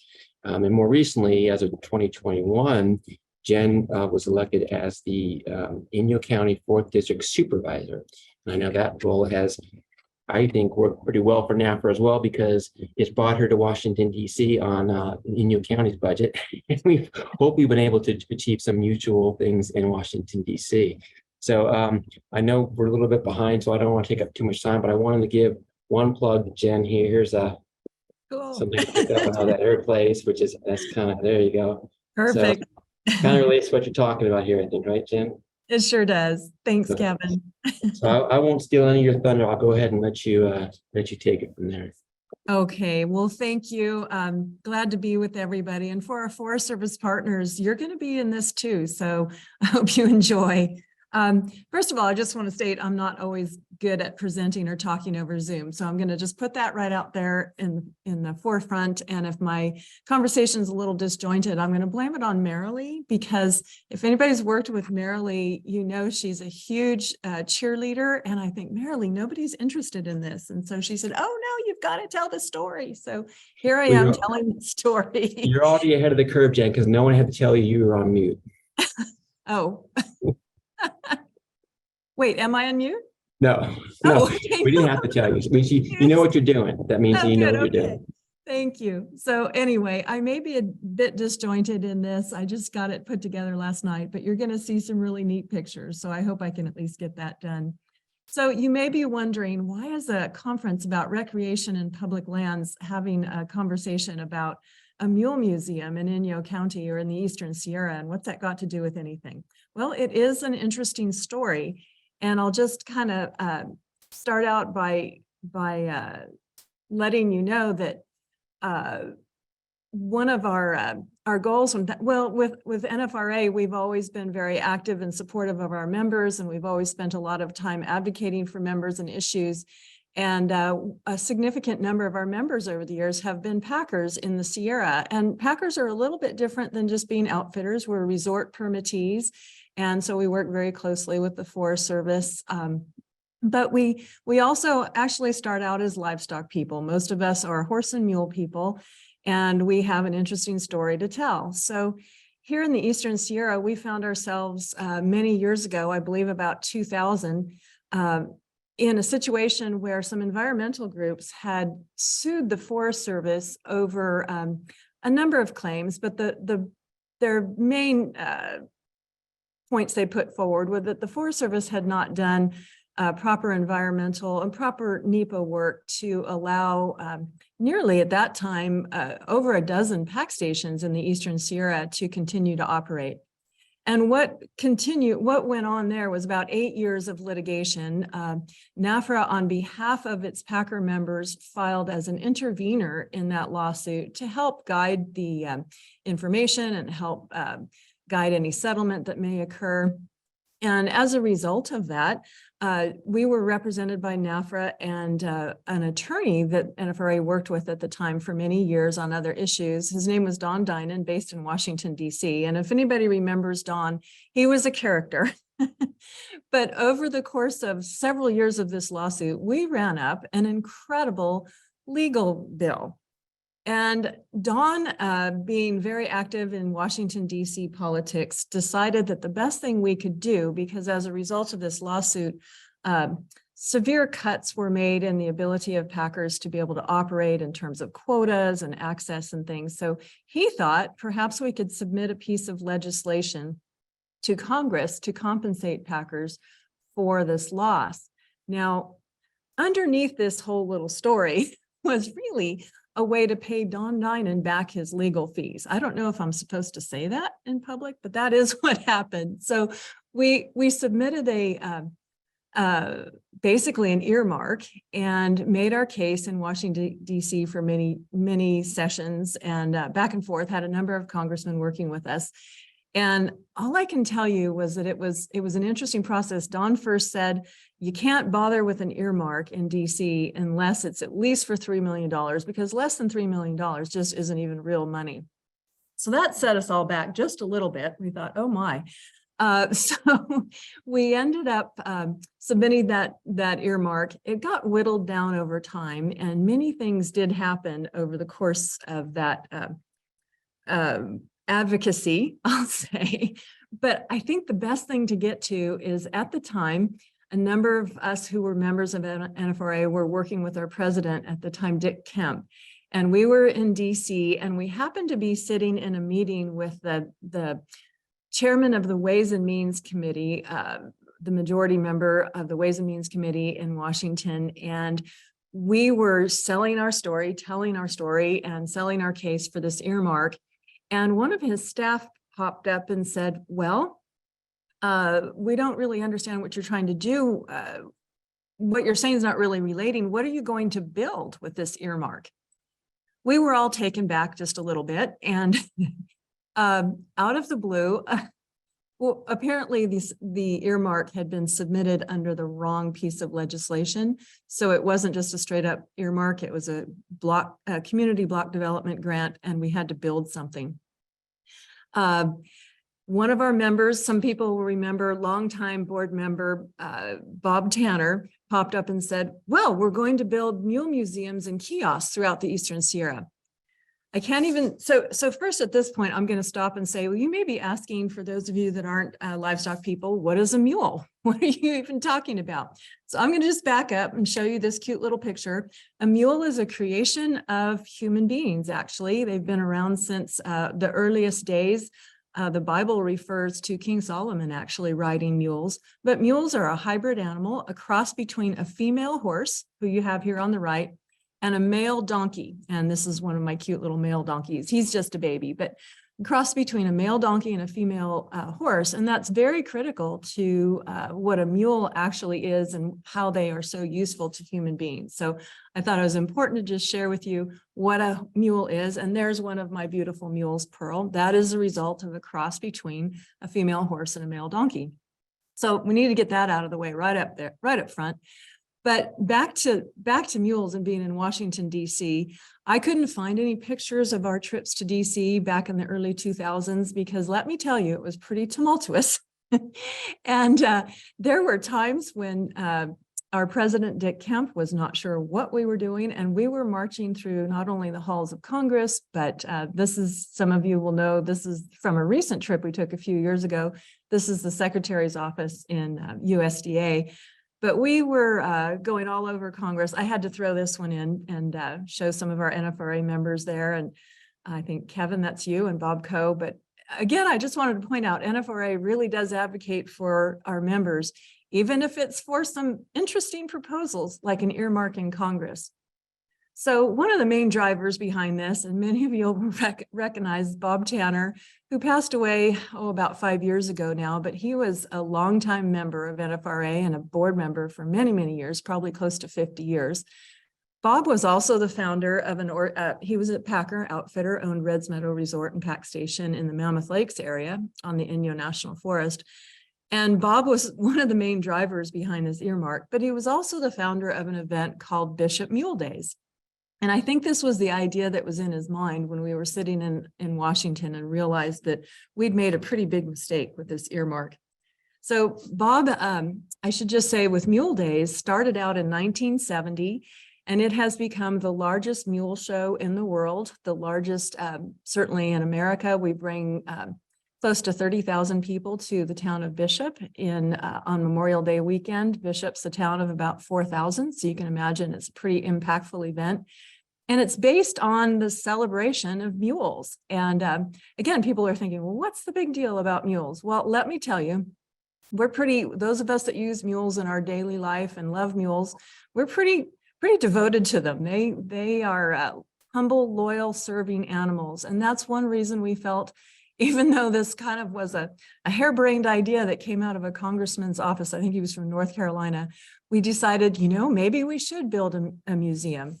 And hence the project got started. Now, Bishop Mule Days, I will just say, is kind of an amazing event. Like I said, we bring about 30,000 people to a town of 4,000 in the Eastern Sierra. We bring people from all over the United States, all over the world, who come to celebrate mules. We're in the Guinness Book of World Records with having the longest non-motorized mule parade. We even welcomed Governor Ronald Reagan in 1974. And thank you, Kevin, exactly. So this is a pretty amazing event. And it was kind of in the back of our minds, maybe to celebrate this event, we need a museum of mules. And we thought, well, Bob wasn't so crazy after all. Maybe we could salvage this earmark. It clearly wasn't going to do any good for our legal bills, but we thought maybe we could salvage it. And by the way, we didn't get $3 million. We got about 50,000. We even had a congressman show up in Bishop to present the plaque of the earmark or the appropriation, but nobody really knew at the time what to do with it. Anyway, I'm just going to show you a few things. One thing about mules that we celebrate here in the Eastern Sierra, both at Mule Days and at the Mule Museum, is their versatility. Mules, we like to say, can do anything a horse can do, only better. They're incredibly versatile, and maybe not the fastest mules are as fast as the fastest racehorse, or the best barrel racing mules aren't as good as the best barrel racing horses. But I'll tell you, mules can do just about anything that you set your mind to if you work with them and communicate well. And we have a lot of fun proving that at Mule Days. Here's just a few things. And I should say, this year over Memorial Day weekend, we'll be celebrating our 53rd year of Mule Days. Well, so the story continues. This is the range of light mules that we talk about. That's my husband, Lee. The story continues with regards to the museum. What were we going to do? So this earmark had come through. It took almost 4 years. We did end up finally setting up our own nonprofit. So NFRA was not necessarily kind of stuck with the administration of this grant, but it was kind of interesting. We decided, what should we do? And one of the things we kept circling around is, the story of the mule really is the story of America. And I would just like to stop and say that if you spend any time studying or researching or looking into our archives, you'll find out that mules have been serving America since the foundation of our nation. They've been a part of world history. They've gone to war on behalf of America. They helped develop the West. A lot of Hollywood will lead you to believe that horses were the biggest part of the westward expansion, or working in the mines, or developing the West, or building the railroads. And that's true to a certain extent, but 9 to 1 was typically mules were the backbone of building America. And so we thought this was an important story to tell. And again, it started in a crazy way, and it started in a not to be expected way, but here we go. We decided, let's tell this story. And one of the things we started with was, well, in the Sierra, one person who was pretty notable was John Muir.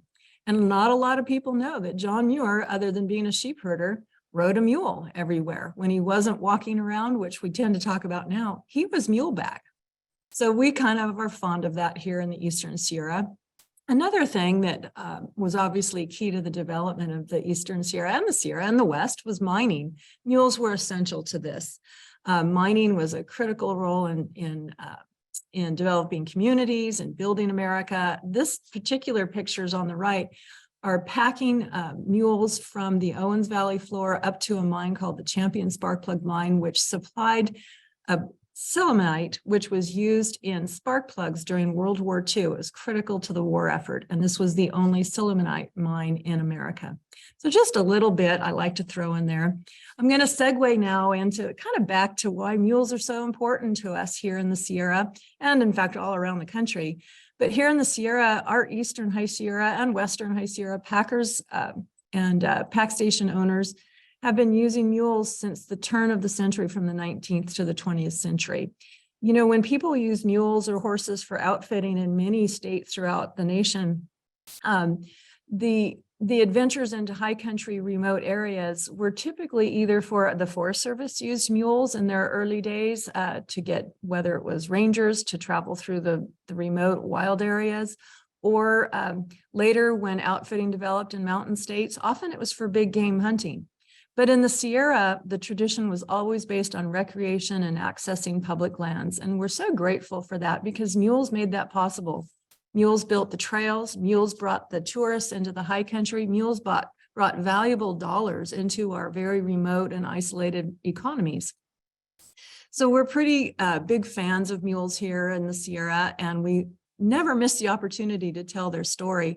This is an interesting one. Maybe our Forest Service friends, and I think Deb McDougall might be on the call. About 10 years ago, the Whitney Trail, Mount Whitney being the highest mountain in the continental United States, needed a serious bit of maintenance. And the trail had actually been closed to livestock. It had been built by mules and local townspeople, but it had been closed to livestock since the early 1970s. Well, Lee was in charge of a project to provide support to maintenance and trail crew, and he estimated the only way to access that trail in modern times was with mules. So only mules were used to access Mount Whitney and the upper reaches of that mountain for the entire course of the summer, supplying that trail crew. So I'm pretty proud of that. It's a neat story I like to tell. And here's just a few of my favorite girls. They're not necessarily in the Mule Museum archives, but I thought these were fun to have in there. So let me just, as I said, we'll be a little disjointed. Let me just explain a little bit of why I say the story of the mule is the story of America.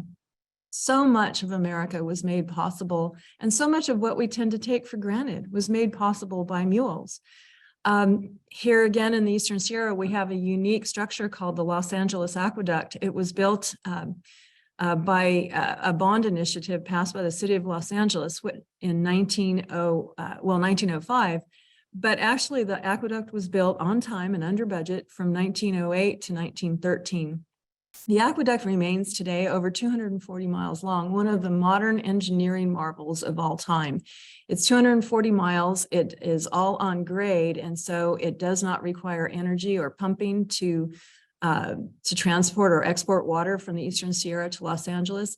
And water, or Los Angeles city fathers in early 1900, actually just before, had said Los Angeles would reach maximum capacity growth. Now get this, by 1920 or 1921, based on this limited lack of supply of water. So an aqueduct was built and has transported trillions of gallons of water to Southern California to build it into the metropolis that it is today, for better or for worse. So what some people think is, well, you know, probably machinery and heavy equipment and whatnot. No, the engineers who designed the aqueduct started with machinery, but it ended up being an utter failure in the high desert regions and mountain regions of the Sierra, coming from not only Los Angeles, but up to the Antelope Valley and up to the Owens Valley. Mules were used throughout the entire production of the aqueduct, whether it was grading roads or grading the structure, grading for the aqueduct, And by the way, I should say, it didn't just stay flat or downhill. It has a siphoning effect. So it goes over mountain ranges and yet requires no power. It generates power for the city of Los Angeles and residents of the Eastern Sierra. Here you see mules plowing with Fresno scrapers to level the road or level the route that the aqueduct took. Packers and freighters from the area supplied the work and labor camps that were built all along the several hundred miles of the aqueduct work. So laborers lived in these camps for several years, and they were supplied by ranchers and packers who brought equipment or brought supplies into the camps. They also transported the portions of the aqueduct that were built by hand that have 9-foot diameter pipes, I should say. So the aqueduct itself that's made out of pipe, 9 foot in diameter, hand built. So pretty amazing engineering features. And I have hundreds of pictures on this.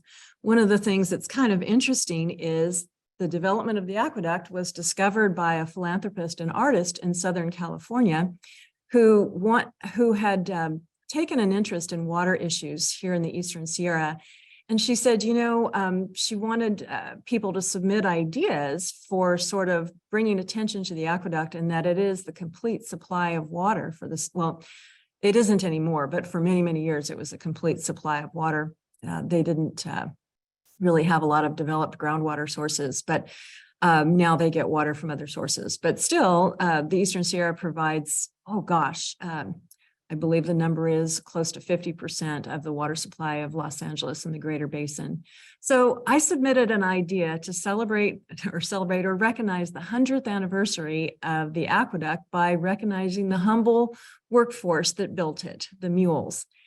And Lauren Bond, a philanthropist and artist, took that idea and created a vision that became 100 mules walking the Los Angeles aqueduct. And this has become a major feature of our exhibit. I'll show you a little bit later.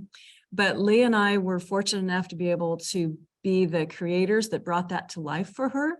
We recreated a 20 mule team right in Southern California. We took 100 mules from the Eastern Sierra to downtown LA. We put on events so people in Southern California could come see how the aqueduct was built and what was done. Here was a shot we framed up. There's the background of LA as we travel through the Verdugo Mountains in Southern California. Just imagine 100 mules walking into downtown LA after having been on the trail for nearly 30 days. Here we are at the terminus of the Los Angeles Aqueduct, a place called Sylmar. And she wanted some pictures. The city of Los Angeles actually had a celebration that day. This was November 5th, 2013. 100 years to the day, water appeared in Southern California. So we marked it in our own special way. And there's one of our beautiful little mules right in downtown LA.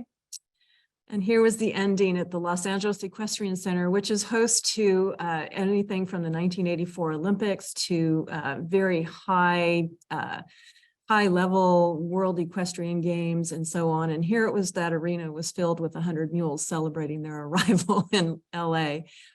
Now, I thought as long as we're in LA, I'd show you just another little bit of what happens because of mules.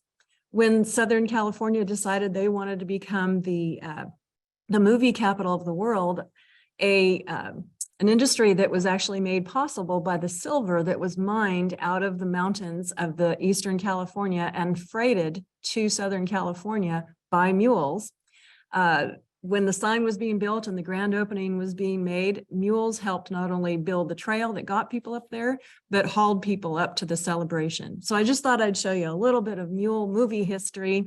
We have tons and tons of archives on movie history, but I like to always just say, people think that horses settled the West, and I love horses. I'm a big fan of horses too, but Hollywood kind of almost forgets that mules, well, probably doesn't even know, mules were a big part of that story. This was a Disney movie called Gus the hind quarterback who could kick field goals. It was a cute movie. Anyway, here's more film shots done in the Eastern Sierra. This one on the right was a Marlboro commercial. This one on the left was actually a Gene Autry film filmed in the Alabama hills of Lone Pine. This is the Owens River working on a film called Maverick. Just a lot of fun movies. This was actually Dances with Wolves. So a lot of fun movie history. Now that takes me to, and I told you this would be disjointed, but I had to put this in here for our Forest Service friends because mules have been a huge part of your story as well. If you go back to the earliest days, the greatest good, rangers got around with horses and mules, and packing has been actually perfected by many of the earliest Forest Service packers, and we really appreciate their contribution. And that was celebrated in part in 2015 and again in 2019, and there's rumors it may happen again, where mules and Smokey Bear made their appearance in the Tournament of Roses Parade January 1st. And the whole theme of the exhibit was to celebrate mules and their contributions to supporting wildland firefighters and volunteerism, and of course to celebrate Smokey. And in 2017, we celebrated, I believe it was Smokey's 75th birthday. So here we are down there at the Tournament of Roses Parade, getting ready to go. And by the way, the driver up there is Bobby Tanner, who's Bob's son, who now carries on the pack station at Red's Meadow. And this is just something we really take a lot of pleasure in, and celebrating how much mules contribute to the trails, how much they contribute to maintenance crews, how much they contribute to wildland firefighter support in the high country remote areas. One of my favorite pictures, this was done as a promo for the parade. This is Smokey with his mule, Abby. Anyway, there's a long shot of the parade. And I think our Deb McDougall's right in the middle of that picture. So just want to give a shout out to Deb.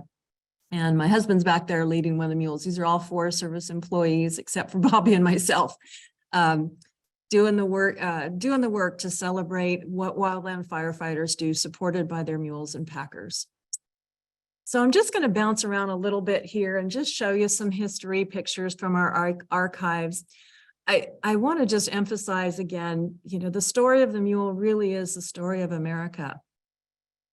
Wherever there were men doing things that built our country, struggling, surviving, mining, building the railroads, building the aqueducts, building communities, whatever it took, mules were right there with them. This is a picture I particularly love. It's here in the Sierra. And it's fish planting in the Sierra with mules. Mules would bring in what were called fish cans, and we have a set at the museum. And this is how our high country lakes in the High Sierra were stocked, muleback with fish cans. So it's a pretty neat part of the story. Mining, of course, freighting resources from where they came from to railheads to places that were necessary to get to people. These are a couple of pictures. We have a lot of archives from other museums around the country that have reached out to us. I should say that a lot of museums do have little exhibits about mules, but somehow our little museum here in Eastern California has sort of become the resource for many museums throughout the country and throughout the world to learn information about mules and what their contributions have been. Amazing questions. We received a number of emails from an author writing a book about the Roman military and the logistics of using thousands of mules to move the Roman military around through the Roman Empire. This was sent to us by the Denver Museum of History at the Denver Library. This is Telluride and the beginning of the building of that community. Here's the mine, I believe, yeah, the Nellie mine. And this was also from the Denver Museum of History they sent us. So we have a lot of things archived at the museum that other agents or other organizations have sent us. This is from the Forest Service Centennial, 100th Centennial in, was it 2006? Just again, forest rangers and forest crews building trails, maintaining trails, putting in a signpost, always using mules and horses. Again, just more Forest Service packers. This one is from Alaska, sent to us by the Alaskan History Association and Archives. Again, the gold rush to the Klondike and those far reaches of America. Mules were used to get there. Mules were used to bring the ore back to the towns, and that's the story.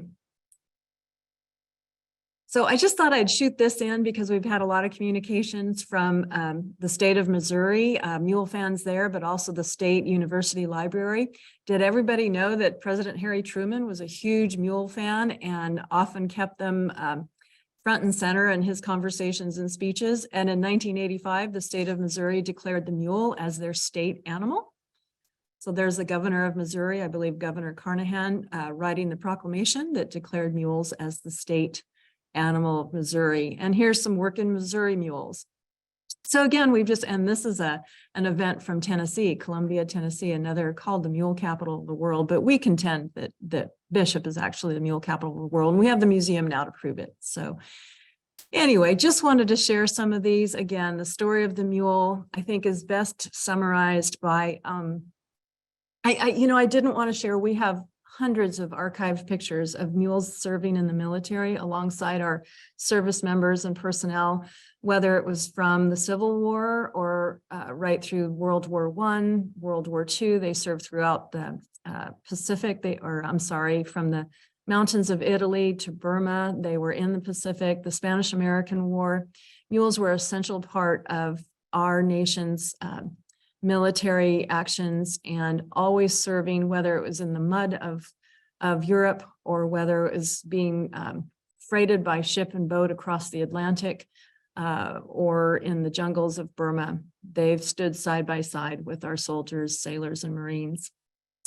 This is an interesting, sent to us by the British Mule Society. This is in Hyde Park in London, right next to the Buckingham Palace. And this is called the Animals in War Memorial, and it was dedicated by Princess Anne several years ago now, and it highlights or features two mules. They're passing from life to death by going through those gates. So we just want to honor our mules always and thank them for serving with us.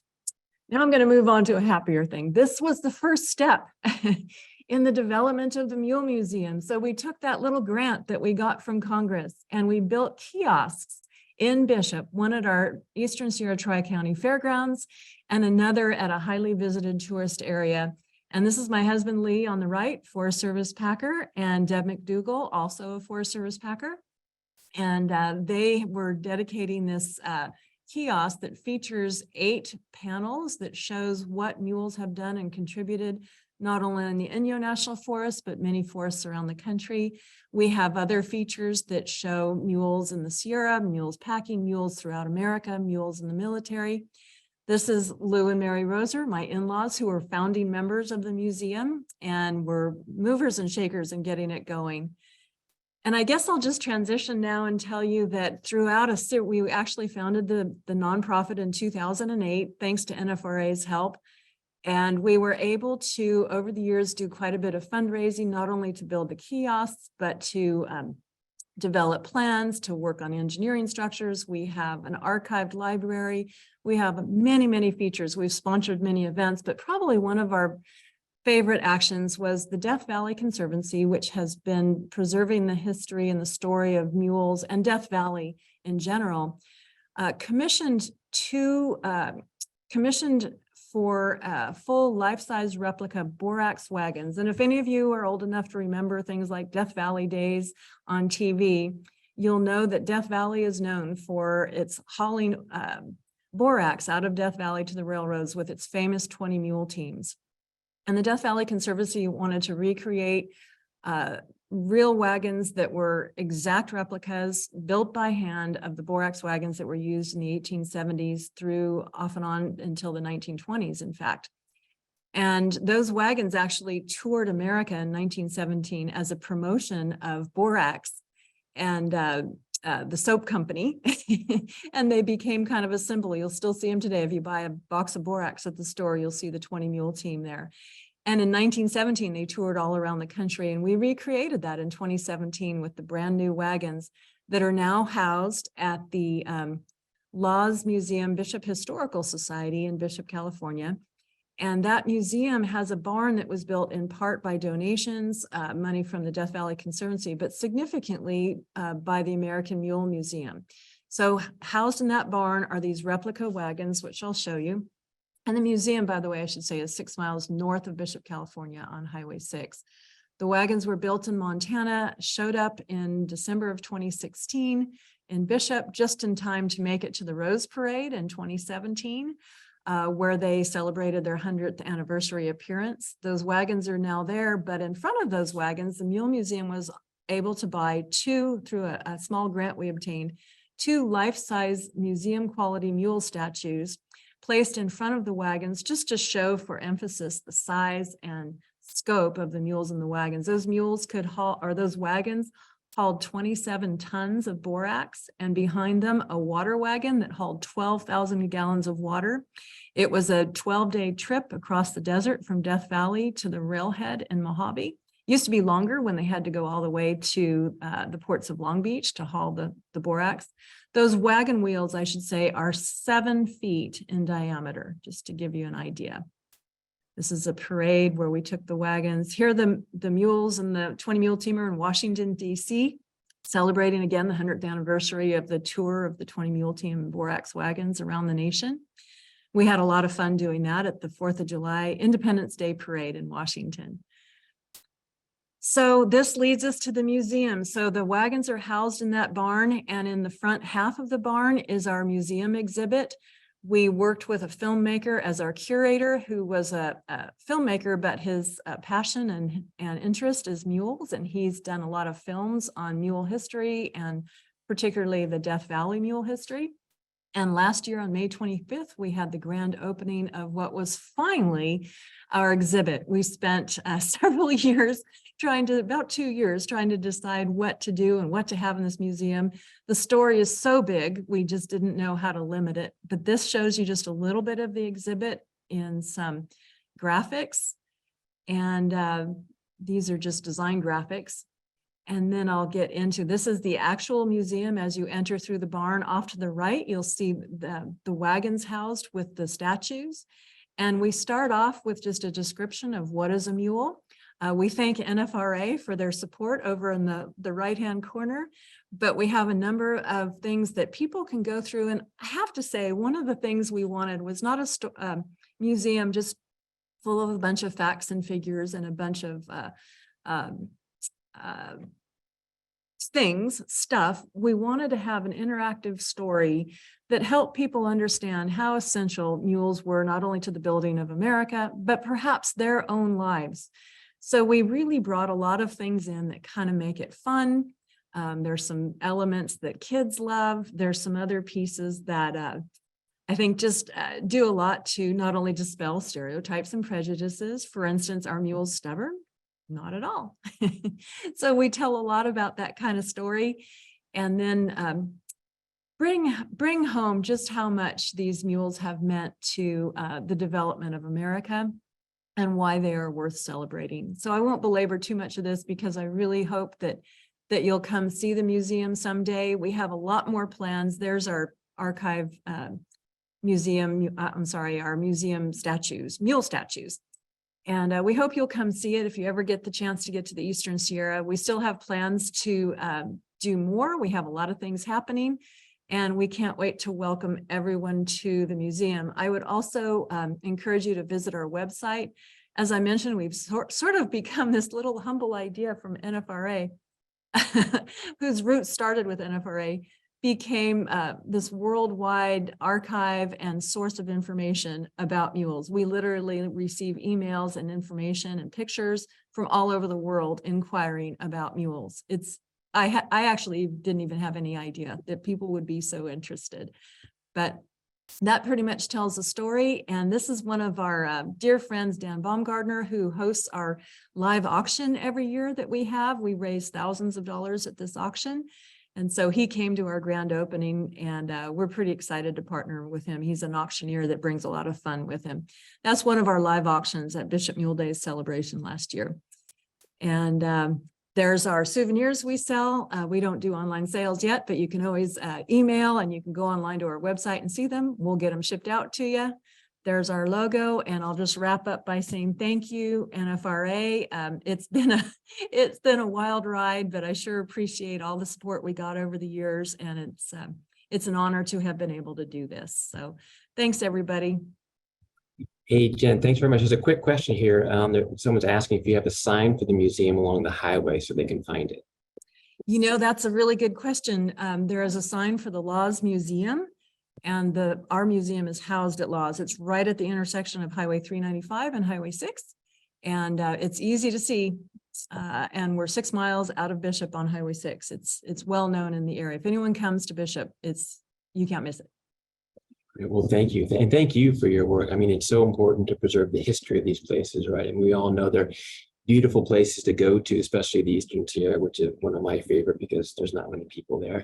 But it's fascinating to hear about the real history behind it. And I remember one thing you shared with me when you were so kind to take me and my family out there a few years back is that most of the trails out there were cut by mules or horse fusers.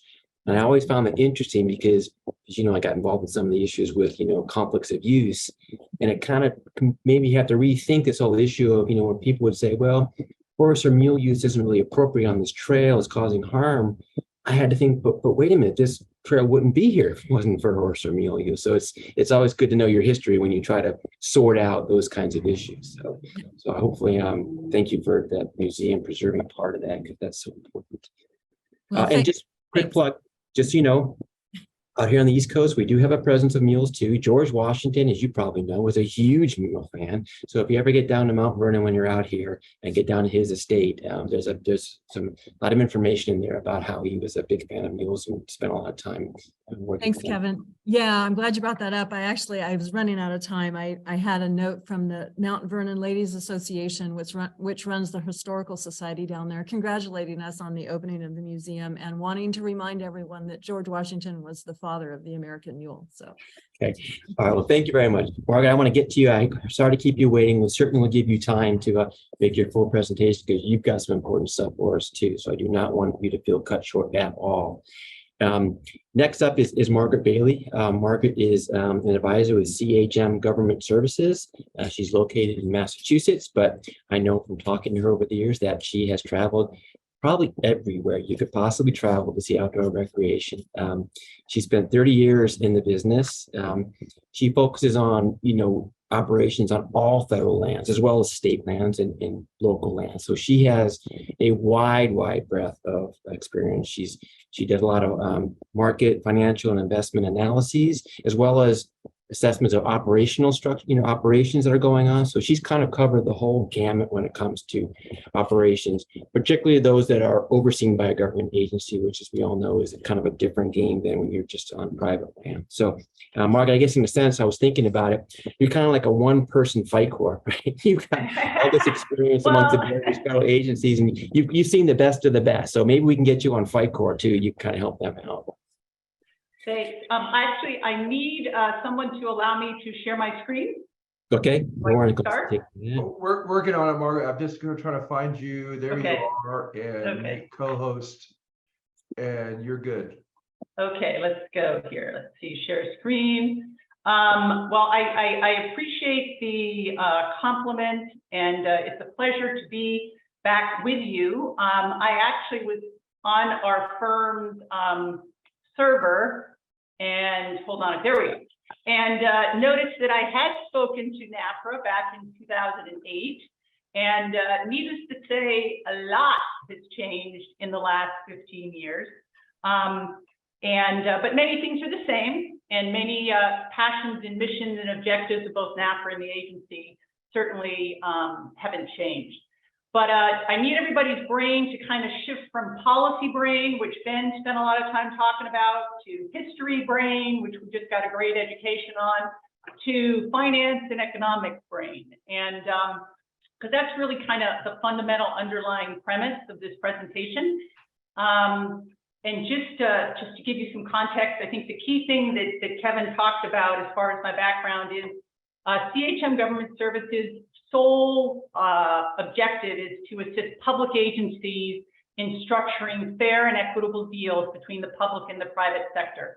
And that's basically what the firm's professionals have done at the city level, at the counties, for state parks, for national parks, for Forest Service units, BLM. It's really, we believe passionately in making sure that both parties and the places where these things are happening are stewarded appropriately. and the deals are equitable. So I'm going to talk a little bit about observations and that we've kind of acquired over 30 years watching this agency, and then a little bit about the factors influencing those issues. So anybody who has dealt with me before knows that I talk about concessions and permits as math problems, because that's in essence what they are. And so I thought it would really be good to kind of get your brain into my brain by starting with an equation here at the very beginning, which I believe is the equation that pretty much sums up everything that everybody is doing here on the call. Ultimately, we're all in the business, or you as professionals and us as professionals and the agency as professionals are all in the business of trying to provide a high quality visitor experience to the American public. In order to do that, you need products, you need a place to do it, and you need people to show up. And the reality is that over the last 20 years, all of these P's have changed. And so that means the pressure on creating a high quality visitor experience has also changed. And that's really what we're going to be talking about. So I figured let's start with the first P, which is people. So everybody knows, both on the agency side and the concessioner side, that more people have showed up in the last couple of years. And there are different types of people who hadn't been there before. And as Earl said yesterday, some people showed up and may not come back unless behavior changes. And the role of outdoor recreation in the landscape has finally been recognized. Chris Perkins will talk about that, I think either tomorrow or later today. It is a significant industry, and the government has recognized it as a significant industry by creating the special account within the BEA. But the two things that, there's multiple things that are affecting the demand for those people showing up on your land and in your places. Economic conditions, how much disposable income and leisure time there is, the age, the time, the gender, the ethnicity, and those are things that, quite frankly, you can't control. I mean, you can control some stuff in regards to inviting people in, which is what Earl talked about, but you can't control the economic environment. You can't control. None of us anticipated a pandemic. But it's important to know and be aware of that, because in essence, where people are living now is very different than where people were living 20 years ago. And so as we think about the places and who's showing up at the places, we have some places which were overrun 20 years ago, and now there may not be as many people there. We have, so that's one thing to keep in mind. The other issue with the outdoor recreation industry is a major driver of who shows up and how they show up at your places. And they're motivated by growth. So they're not going to slow down. They're going to continue to advertise, promote, educate, inspire. So the demand side of your equation, if we think about what was going on in the outdoor industry 20 years ago and what's going on in the outdoor industry now, some things are the same, but many things have significantly transformed. And the reason that's important is because these two, particularly on the industry side can adapt quickly. But as everybody knows, the agency side takes longer to adapt. You can potentially adapt quicker, but again, the agency takes time to adapt to changes. The most important part of this equation is this right here, which is where things are happening, both the product that you're offering and the place where it's happening.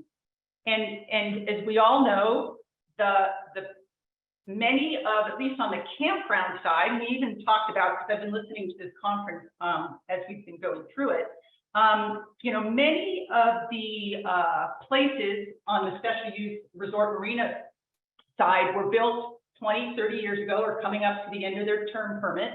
And in the case of the campgrounds, many of the campgrounds were built that many years ago as well.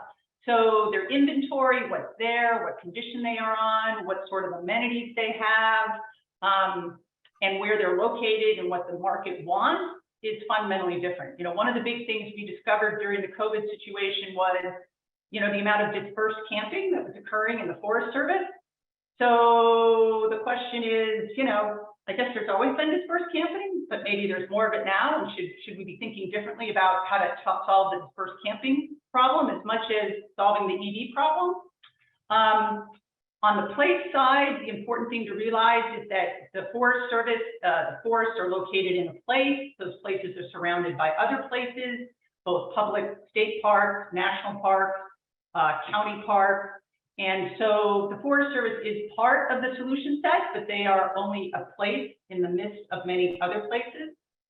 So I just use these examples to help remind both your public sector partners in the Forest Service and you that, you know, and you live this every day, that there are many factors out there that are beyond your control. And what that means is that what it takes to deliver the visitor experience is sometimes not as simple as maybe some of the parties believe, because there's multiple factors at play. So one of the things that I want to talk about here, now we're moving to our real estate finance part of our course, is the way that CHM looks at public sector deals.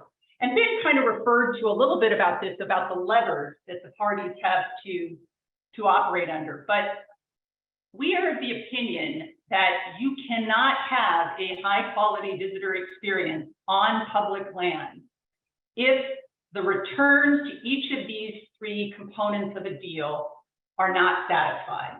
And what do we mean by that? Let's just talk about the three pieces of the deal. The asset. The asset is the thing, okay? But in many cases, that could be real property that was built by a resort or marina operator. It could be the personal property in that resort. It could be the personal property that the concessionaire brings to a campground.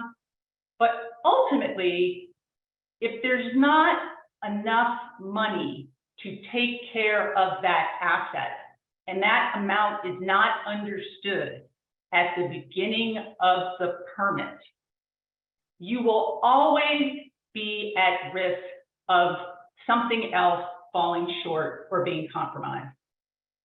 And we'll talk a little bit about that in a minute. But basically, there's only so much money in a deal, and it's our opinion that the majority of the deal money should be going to stewarding the asset.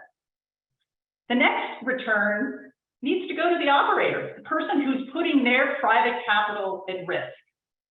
They need to get a market-based return on their investments, and they need to get a return on their operational expertise. And so that is in essence what we call profit or ROI. And in my case, ROI is not return on inequity or inclusion, it's return on investment. So that is a core issue that has to be evaluated in a deal structure. And then finally, the last return, which is not how public agencies typically look at this, needs to go to the agency in the form of fees.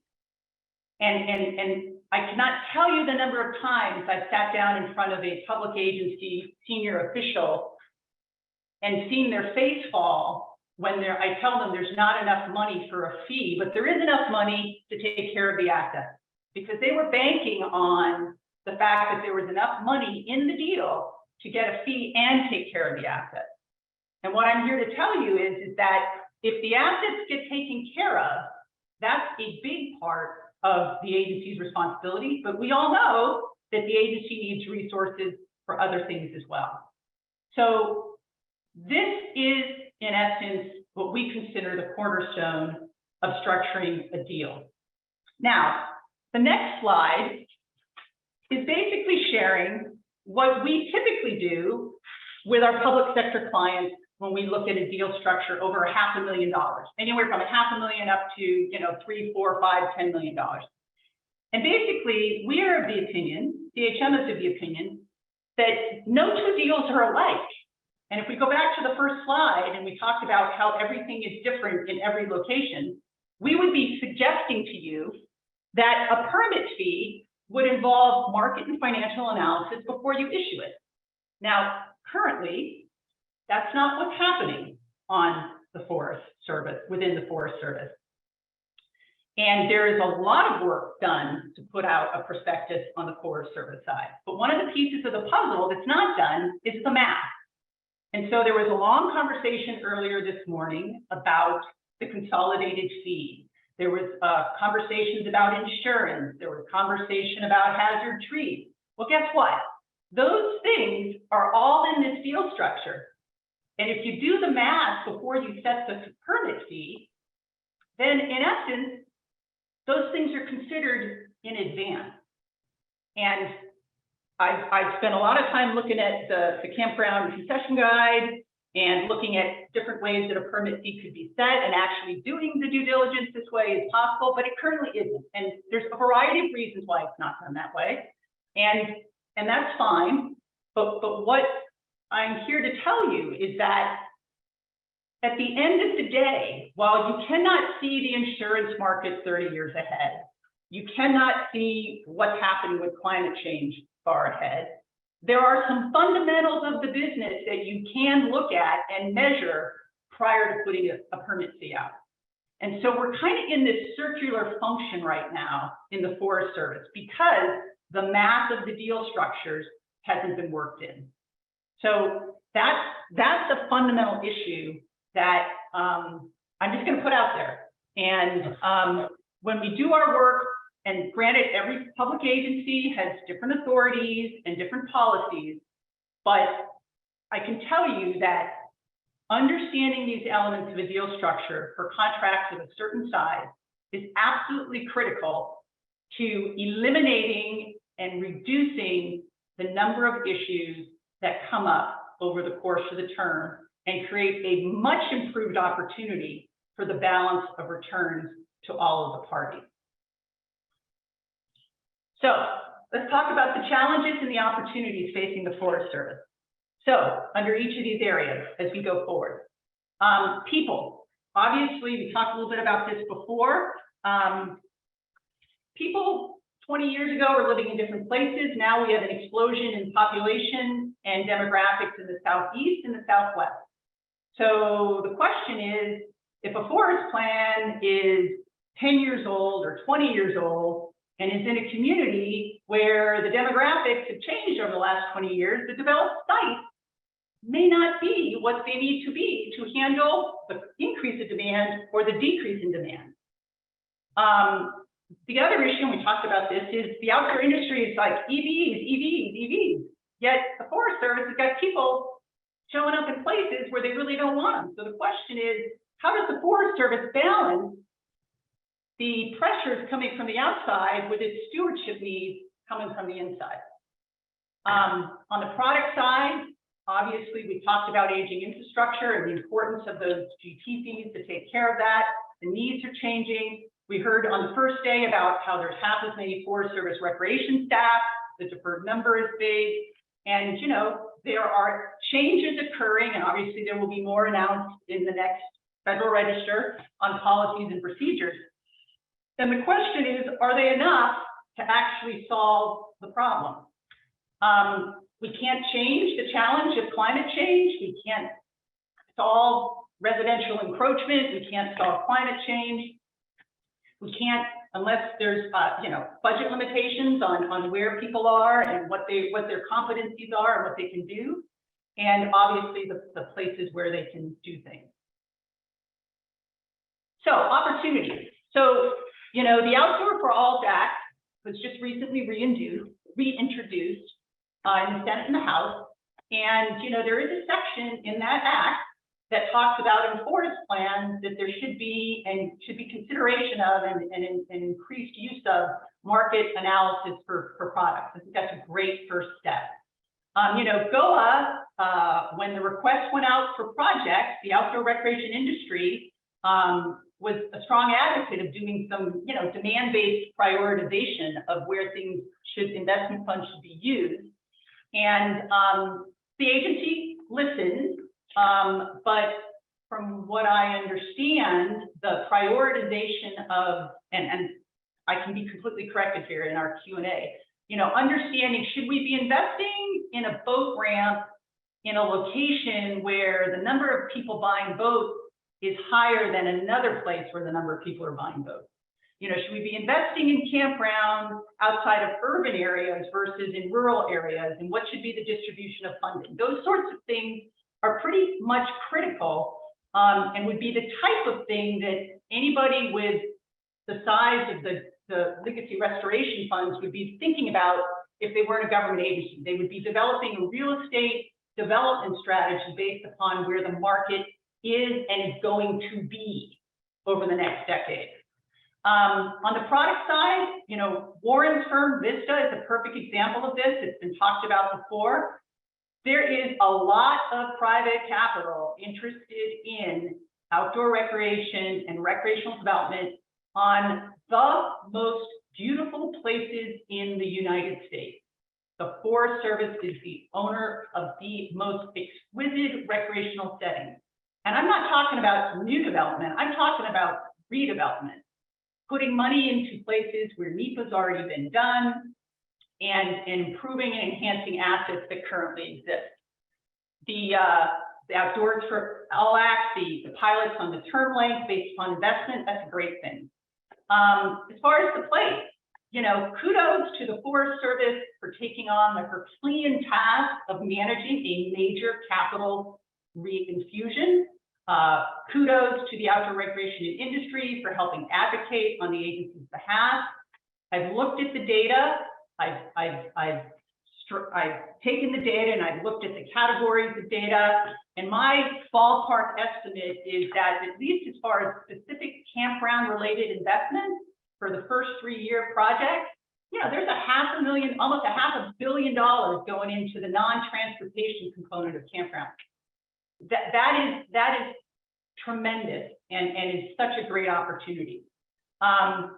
You know, the part of the Outdoors for All Act, you know, public-private partnerships for modernized federal facilities, moving in the right direction. And yet there still could be some more policy changes that could unleash some of these opportunities. So here's my last couple of questions that I think are relevant to this discussion of improving partnerships. So how can the Forest Service sustain and modernize its campground program? Does the Forest Service have strategies to deal with, in essence, uneconomical deals? Because in many cases, when you don't have enough GT permit money to pay you to fix things, you got an uneconomical deal. How does the Forest Service evaluate deal elements before issuing the prospectus? How do they take into account changes in federal minimum wage, changes in insurance, changes in condition of the asset? What other strategies are there outside of GOA and stuff from Outdoor Act to create opportunities for private sector investment in existing campground infrastructure? And finally, you know, there's the saying, if it's not broke, don't fix it. But if it's kind of sort of not working like it should there be some interest in kind of figuring out how to relook at in a holistic way how to get the agency to where it really wants to be? And if the agency doesn't want to do that, that's fine. But it's got to realize that it may not get what it wants if it can't do that. And then finally, on the policies and procedures on the special use permits, the resort marina ones, I think the key issue here, and I'm glad to hear that there's been a bunch of education going on at the unit level, but fundamentally, when we talk about a sales and transfer, this is a real estate finance discussion. Because in essence, the current owner is getting an income-based, income approach valuation of their assets. And they're trying to get a loan on it, and the math doesn't work, whether it's on a short term. And the only reason I'm making that statement is, it's like asking me, a district ranger, to understand real estate finance. And whereas if you ask me as a district ranger now how to develop a forest plan and how to develop a tree planting plan, I wouldn't know what to do. And so one of the fundamental issues here is that special use permit work is legal, it's policy, it's math, it's real estate finance, it's all of those issues. And there currently isn't a comprehensive understanding of all of those issues by the people that the concessioners are dealing with at the individual unit itself. The other issue that has come to my attention, and I'd be very interested in having a discussion with someone in the Forest Service about this, is I did some work on one of the units and looked at the Griffith schedule and looked at the break-even point. And I don't know when the last time the break-even points were evaluated, but I think that they are probably open for another reevaluation. And the reason this is important is because where they currently are at has a not so positive impact on the resort and marina operators.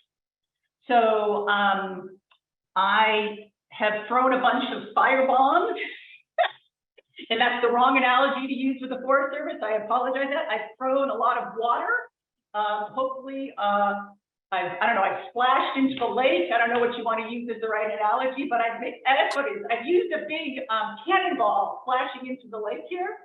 But I hope those who are on the Forest Service know how much I appreciate what they do, how they do it, the constraints that they work within. You have been a great client for our firm. I respect you immensely, and I also believe that it's okay to not. It is appropriate to want change, but if there's a inability to kind of understand what's really required to get to the changes that are needed, the changes really can't happen. And so it's okay to not have everything you want, but it's important to understand why you can or can't have those things. So I've thrown my cannonball and I will now silence myself. I wouldn't call it cannonball. I would call you prime the pump. I mean, those are really points that we all need to think about. And kind of the fundamental takeaway I've got from you is that, I think we all would agree, everyone on this call, Forest Service and others, is that we're all required currently to work under rules and regulations and policies and procedures that were probably created 100 years ago, a long time ago, before anyone even thought about doing a financial assessment of a recreational, structure on a national forest land.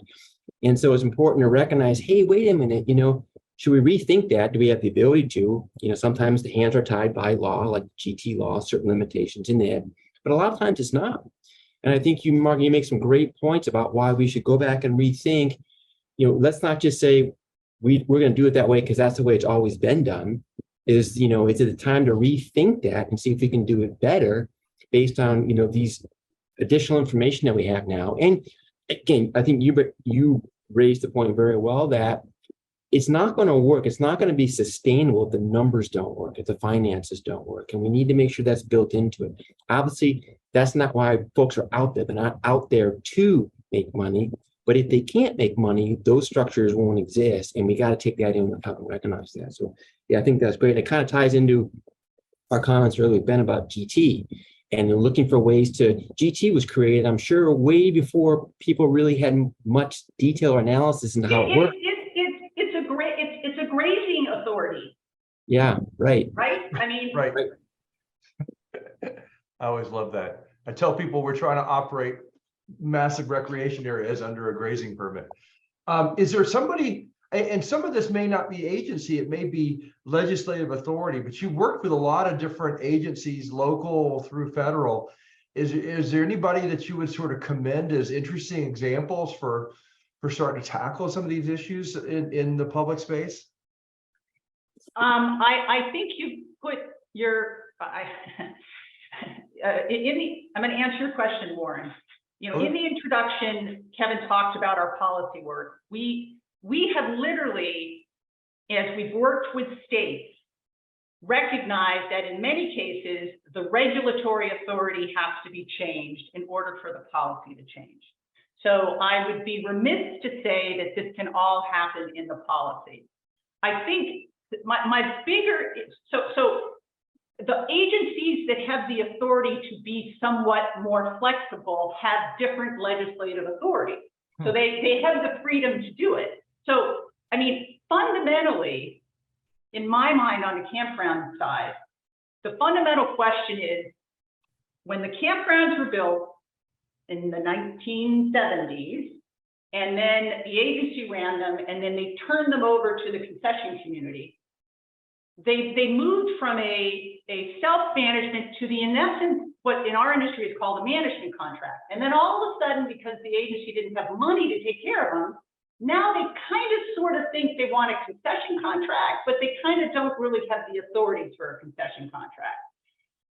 And the issues in regards to what is broken from a physical infrastructure standpoint are so large that even if you took the legacy restoration fund and doubled them or tripled them, the issues will remain. So the question to the agency needs to be, do you want to fix your campground? And if you want to fix your campground, if you're not going to have enough money to fix your campground, as is, not expanding their footprint, you need somebody else's money. If you need somebody else's money, you got to figure out a way to do that.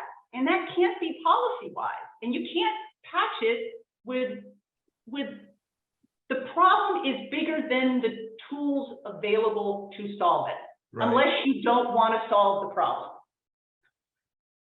Which to some extent is a role we can play, because the Forest Service, they can answer questions, but they really are limited in how they can lobby for legislative stuff. I mean, and very tightly limited. And so it's one role that I think of for us as a private group to say, geez, if we could sort of get an idea of what would be helpful and what the agency would consider, what the agency would also consider helpful, it's potentially a role that we can play, or we have played in the past, as we did with be able to use GT fees for offset work. So that's something I would like our group to think about more is, how can maybe we be useful on Capitol Hill, helping to get the right authorities that the Forest Service can really need, particularly lobby for. I think the other issue, if the policies and the procedures can't change significantly, there has got to be there has to be a recognition and an understanding that if the agency is issuing a $750 or $1 million campground GT permit, and there's no math that's been done behind the deal, that GT permit fee is probably wrong. And because in essence, it basically is and what I hear from both the agency and sometimes concessioners is like, yeah, but somebody else bid on it, so the fee can't be wrong. I'm like, well, that just is kind of constant insanity. It's doing the same thing over again and expecting a different result. And there's pressure for the agency to keep that fee as it is out there because they need the GT fees to take care of the stuff that's broken. But I'm saying, well, let's structure the deal to take care of the stuff that's broken, rather than think we're going to try to set a fee that we're going to consolidate to solve the problem. So I think that from a policy standpoint, particularly at a certain size, there's got to be some more due diligence put into the math problem before the fee is set. And the authority to use market and financial investment for the permit fee calculation exists because we've done it. We did it on a forest, and Warren, we did it on a forest you were in, and that's how we got to know each other. But the reality is that exists. And I don't care if the Park Service has their own people do that due diligence. We've helped them on certain size contracts. When state parks have large contracts that are risky, fiscally important, have a significant amount of infrastructure, they get somebody else to come in and help them, just like they get someone to help come in and help them with the insurance problem. Right. It's the same thing. It's recognizing that the existing system is not getting you where you need to go, and B, recognizing what you can change to make it somewhat better. And then if that doesn't get you where you need to go, what do you need to do to really fix the problem? Right. And the last one is just correct. It's very difficult, but there's probably a little bit that could be done in the second phase. Awesome. You know where I am, so I don't have to comment more. Margaret, I'm curious. I know I know Ben is on this call, and Ben is either cursing my name or saying, you go girl, and I don't, or a combination of both. But I don't know, Ben, are you still on the call, or did you just put it on mute when I started ranting? This is Amanda. Ben had to drop off for another hi, call, Amanda. but I am here absorbing what you're laying out, Margaret, and I would love to have a conversation with you to dive into some of those details to learn how we could, what latitude we have as an agency, and also have a conversation with NFRA folks of where we can't latitude, or maybe they could step in and promote on behalf of the industry, and maybe make some of those changes that we would all love to see, such as like, being able to carry funds forward, things like that. That would be a great game changer for everyone. Great. Well, I appreciate the opportunity to potentially have a discussion in conjunction with NFRA. Obviously, our interests are mutually aligned. Ultimately,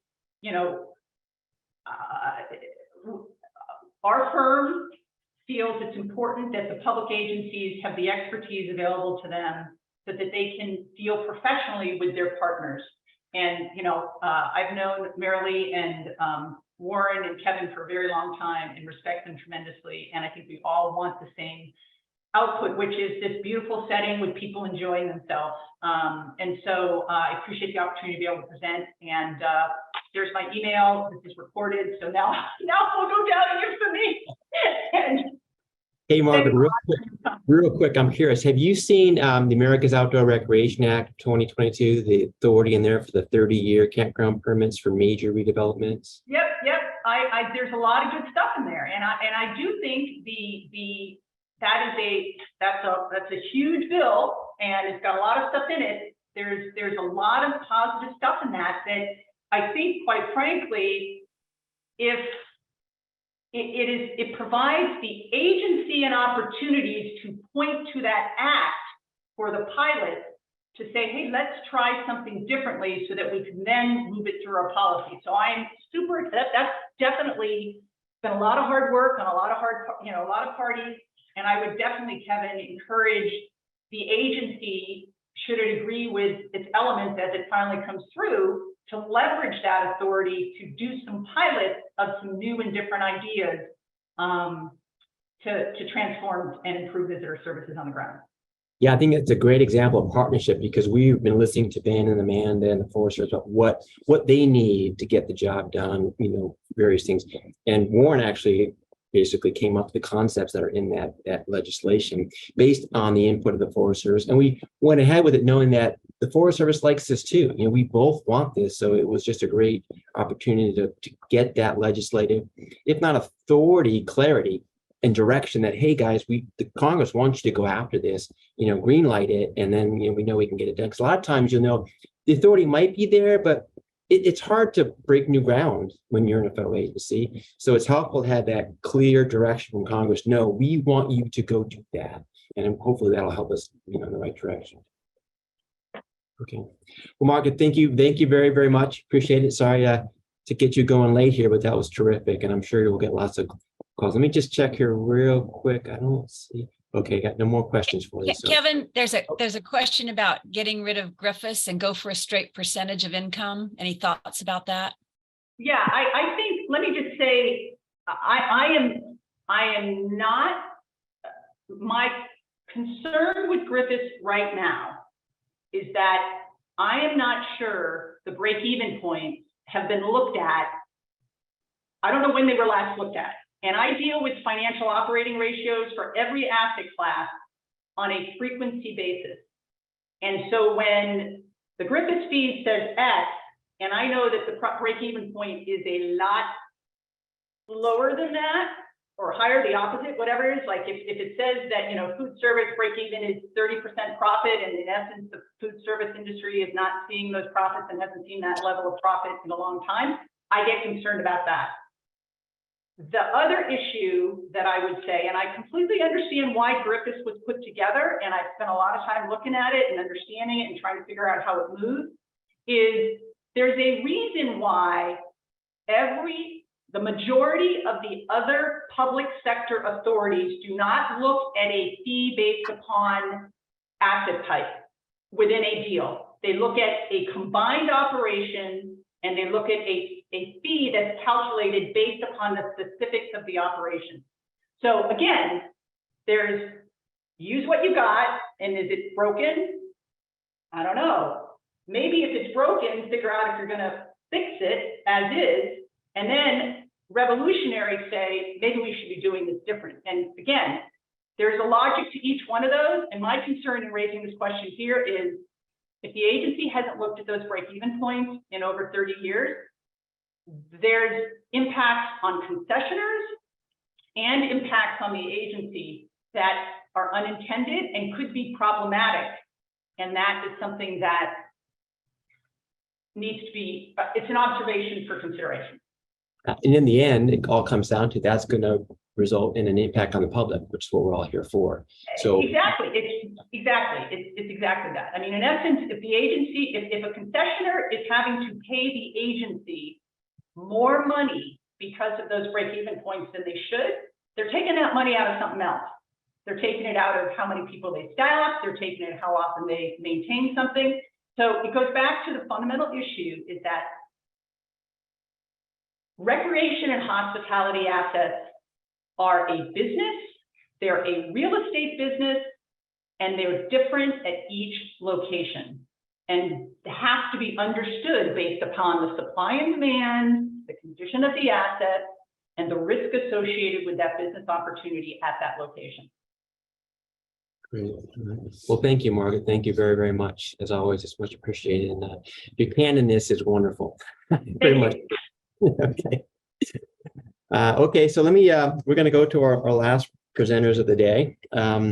These folks have turned into regular visitors, for what we very much appreciate, because they're, you know, even though rec.gov has been around for a while now, it's, as we all know, it's still developing. You know, it's still, there's a lot of stuff to deal with there. And since you're interfacing directly with the public, you know, you kind of learn new things each year. So we've got Rick DeLapp coming up to talk to us about rec.gov. Rick, you know, this is, you got to understand the magnitude of this statement I'm going to make. Rick oversees all operations for the Recreation One-Stop Program. And that's a lot of work. I can't believe he has time for us, but Rick, I very much appreciate it for that. But just so you know, Rick's got a background as well as a lot of folks here on the ground. He was with the National Park Service starting in 1989. He started out as a fee collector, so he was the guy handling the money way back then. He also worked as a ranger. So Rick also knows, you know, how things work on the ground, which I'm sure has been very, very helpful for him in his current role with rec.gov. And Rick, is Will going to join you too? I believe he is. Can you guys hear me? I was having a little trouble. We can hear you great. Yes. Okay, great. Okay. Hey, Will, so to give you a brief intro too, since you're here. Will Healy is a principal at Booz Allen Hamilton. Will is based in Denver, Colorado. He's their program manager for recreation.gov. So I'm sure that he's working hand in hand with Rick DeLapp probably every day, probably most nights too, on a lot of stuff. Those two guys work together hard, and we appreciate that. Will, you've been involved, if I understand correctly, on this since 2012, so over 10 years as well. So I'm sure you've got a breadth of knowledge and experience too. So with that, I will just turn it over to you, gentlemen. Thank you. Yeah, just a quick note, this is Warren. I've given both Rick and Will, I don't know if you have presentations, but I've given you co-host mode, so you can share, either you can share something if you would like. Well, Hey, Warren, I just put it in Slack or in the meeting chat, but Janelle here, and I'll be sharing the slide deck. Okay, I was afraid that there might be a third person, which is why I brought it up. So I will mark, for some reason, when you're in my big picture of my screen, I can't mark you, but as soon as I'll mark you as co-host in just a second. Thank you. Okay. Well, I think I'll be kicking it off, and we'll be kind of going over to Rick and Will here in just a moment.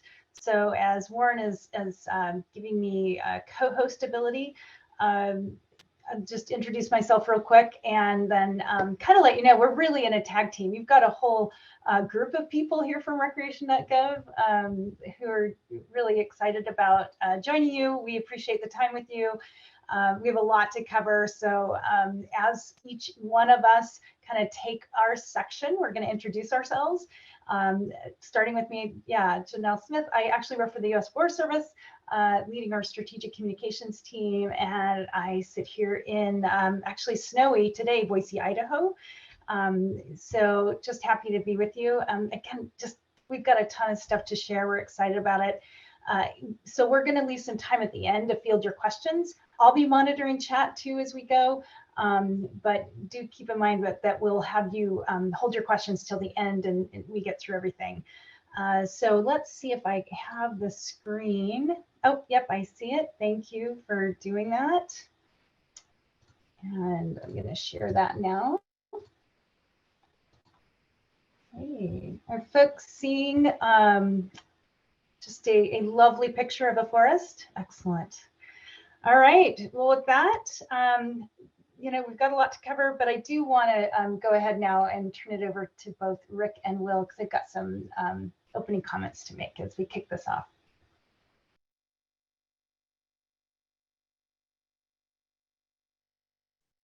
You're on mute, Rick. Okay.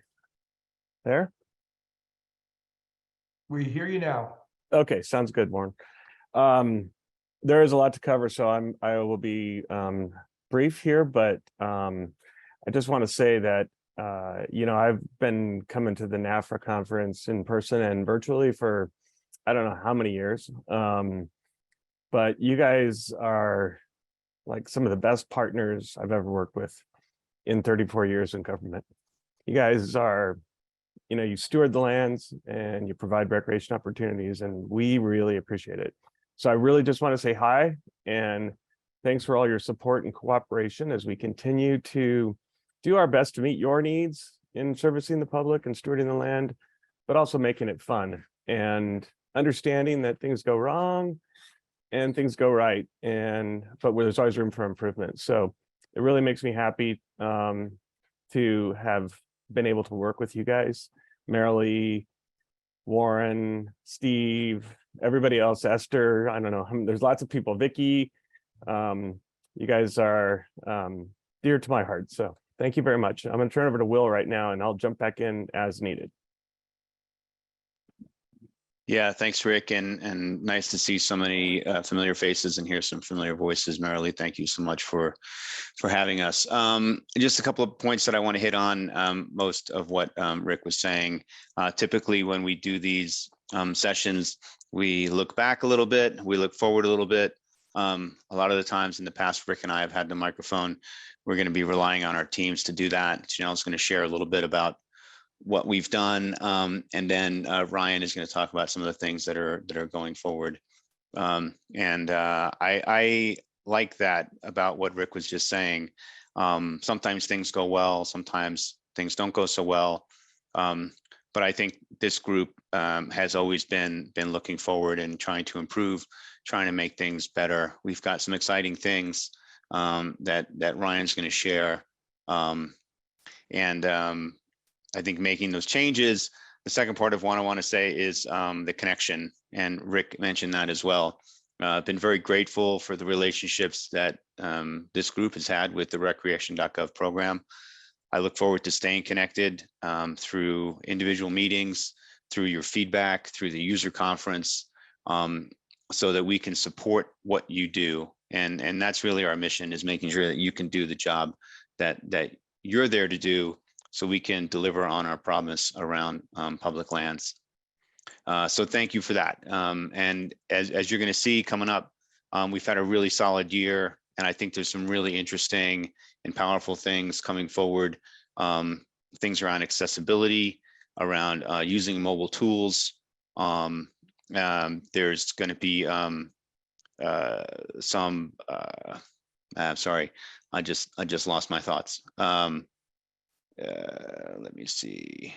Yeah, well, let me leave it at that. Some accessibility stuff, some stuff around mobile tools to be able to do our jobs a little bit better. So I'll put the microphone down, hand it back to Janelle, and you can thank you again for having us.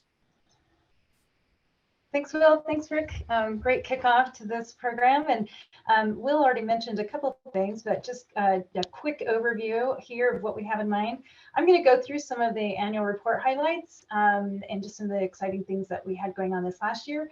And then both Griff Shireman and Ryan McDonough, who will introduce themselves as they speak, are going to talk about some of these new features. And then again, go through some discussion points. So to just let's just dive right in.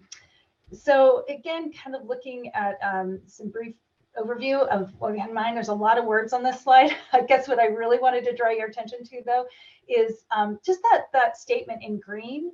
And it's really after 3 or 4 years of responding to crises after crises, we had a year of really growth and maturity in the program, and it's been really a breath of fresh air for our program.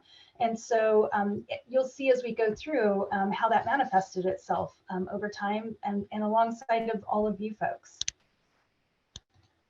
I want to pause on this one just a minute. I hope every one of you see yourself reflected in this, because when an agency, when locations come onto recreation.gov, they become part of recreation.gov. We all are part of this team. And I know this probably goes without saying, but I think today specifically, it's really important that we all see ourselves in the system, in the program, and that we do consistently work together to move forward, to meet our visitors where they are, to understand their pain points, to understand where they need more help, where enhancements will help them move things along. It's really super critical. So I put this up with the "We Are Recreation.gov" tagline, so to speak. Our mantra is just a reminder that we all really are in this together. And as we move along here, I really love this slide. There's a lot to go to look at here. However, it's too much all at once. So just a couple things that I would draw your attention to on this one in particular. And it's our Net Promoter Score. And this is, let's see, let me find it here. Right here, if you can see it. And that is the metric we use to really determine the satisfaction of our customers. And so what we saw this last year was a 95% increase in our Net Promoter Score. And I just think that really speaks volume to the maturity, the stability of the program as we came through a lot of tough times. The other one is that mobile app downloads. It's what we have experienced is a huge increase in the number of downloads, and really this real huge increase in people accessing the service through mobile, whether it's through the app or even through just a mobile responsive platform. And we're finding that the mobile app success rates or satisfaction rates are extremely high, 4.9 in Apple and 4.8 in Android, which is, we're really proud of that. And then again, with your help, 429 new locations came onto the system just last year alone. So it's just a lot of growth, as we talked about before. These are some really telling statistics, and you're probably all feeling it out there on the ground. These are the total reservations in the system. So look at this 2019.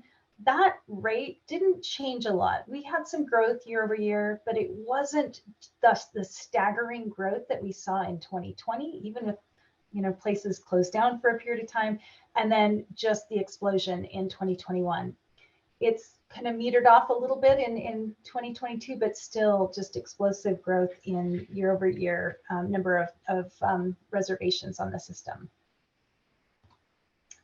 And then if we go to looking at those reservations at a little more granular level, I know this is hard to tease out the specifics of what we're presenting here, but if I can just draw your attention to the far left, each one of the bars to the far left, there's 4 of them, and those 4 colors. The first one set represents camping. It has been and always has been really the backbone of the system. It's really where most of the transactions occur. So you see again that growth in camping reservations. The second one here didn't exist 3 or 4 years ago, and that's with timed ticket or timed reservations. This whole notion of what kicked off with Rocky Mountain National Park, and others are taking advantage of this as there's so much more visitation. And then tickets, permits, and digital passes. So just quite telling with those reservation types. And then if you look at the program revenue, it's really reflective, of course, of the number of reservations. As those go up, because more people are getting out there, there's more demand, but also it's reflective of new locations coming onto the system. So that also drives reservations, drives revenue. And then this is that revenue by agency. You see the Forest Service on the far left, Army Corps of Engineers, Park Service, and you look at this BLM on the far right. You know, they've really increased a lot in the number of reservations that they bring onto the system, just because they really are increasing the amount of revenue or inventory that they're bringing on. And I wanted to just show this. This is a slide that we pulled together that's really specific to the Forest Service concessionaires, a lot of you here on the phone. And this shows the collections and refunds over the last 4 years. Again, we've been looking at these numbers for the last 4 years. You can see they pretty much hold steady over these last 4 years. And now I want to just switch gears just a little bit to talk about the customer experience toolkit, as we say, or the suite of tools that we use to really intently listen to our visitors. I'm super proud of this team in particular in how dedicated they are and we are to really look at the visitor, the customer experience every single day. And we take what we learn and we actually apply it to enhancements, updates, all these different types of ways in which the visitor experiences recreation.gov. And I'm going to show you an example here that I hope is really telling. So we saw some pain points in some of the metrics we were looking at on usability ratings. These are some of the comments. And just keep in mind, every single comment that we get, we read and then we aggregate. We try to, again, really understand where they're struggling. And so this was a lot, this particular pain point on just quickly being able to reserve those sites, especially the high demand sites. So the team tested for a period of time, October and November this last year, what would happen if we reduced the number of days that would show on the availability grid from 15 days to 10? How would that affect the user? How would that affect the load time and the experience? So after that period of time, what we recognized is that load times actually did decrease. So they were getting faster. People were able to see these things more quickly.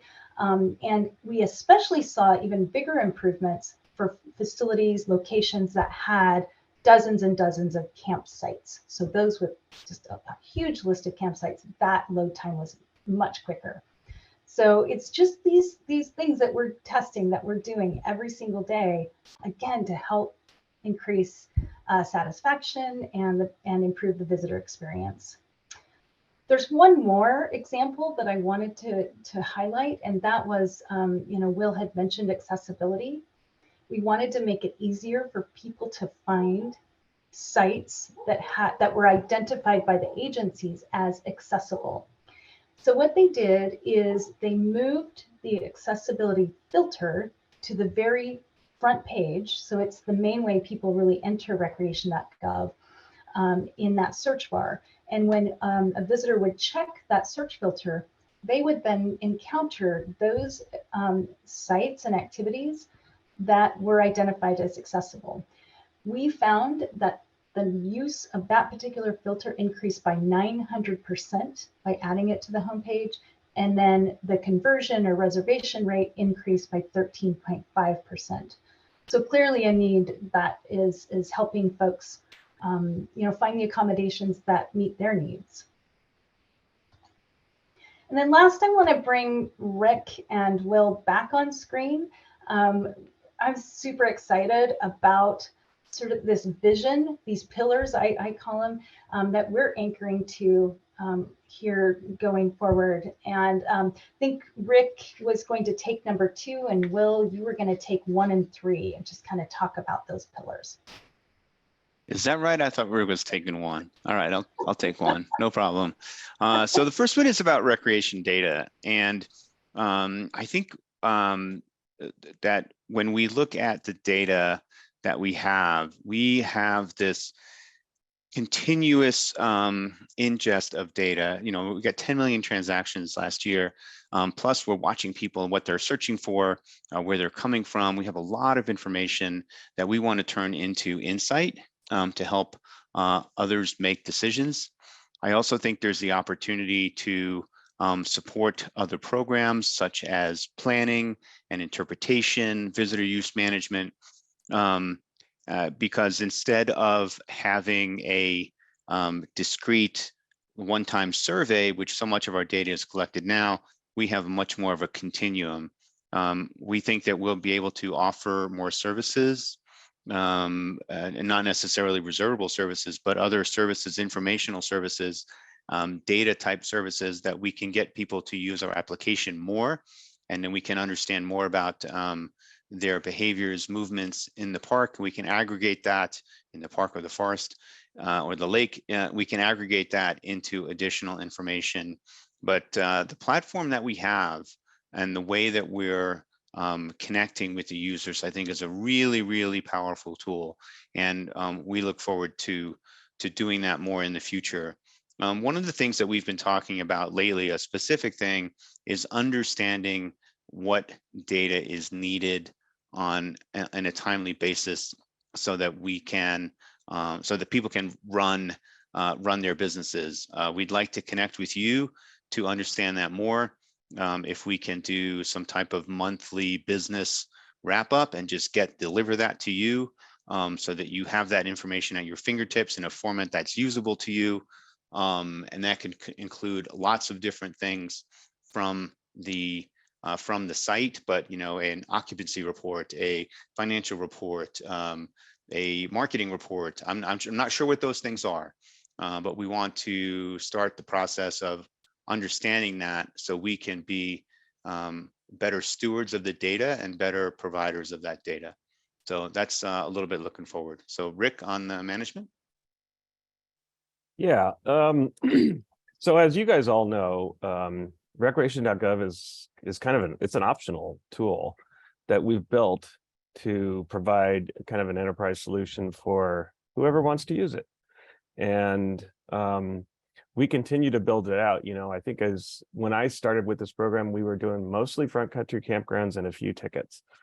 We're doing scan and pay, we're doing passes, we're doing permits, we're doing all kinds of things. And they're there for your use. And, as you go forward, we also want to hear from you about other tools that would be useful for you. A lot of these things are very challenging to build individually. When you think about security and you think about 508 compliance, call centers, et cetera. That's what we're trying to do, is we're trying to provide that solution so that you can do your business without worrying about all of the details. So as we continue to move forward, that's what we want. We hope that that's what you will think of us as, a solution for helping you manage your recreation. And as I said before, you guys are a really important partner to the federal public lands in really stewarding the experience and the preservation of these opportunities. So Will, I'll pass it back to you for number 3. Yeah, the last one is kind of a continuation of what Janelle was saying. We looked at that customer experience portfolio of tools that we have, the listening ecosystem, and then how we apply that. And that level of customer experience isn't normally associated with government services. And we want to continue that. We want to continue to observe and listen to users, perform experiments, and to create an experience that rivals really any commercial site. One of the ways that we think we're going to do that is with putting more stuff on mobile devices, being able to do things kind of where you are with ease and intuition. But that's going to be a tenet of all the work that we do going forward. Janelle, back to you. Excellent. Well, for this next part of our presentation, I'm going to turn it over to both Griff Shireman and Ryan McDonough. I know they're tag teaming on this section. So Griff, I believe you're up first, if I'm not mistaken, with venue reservations.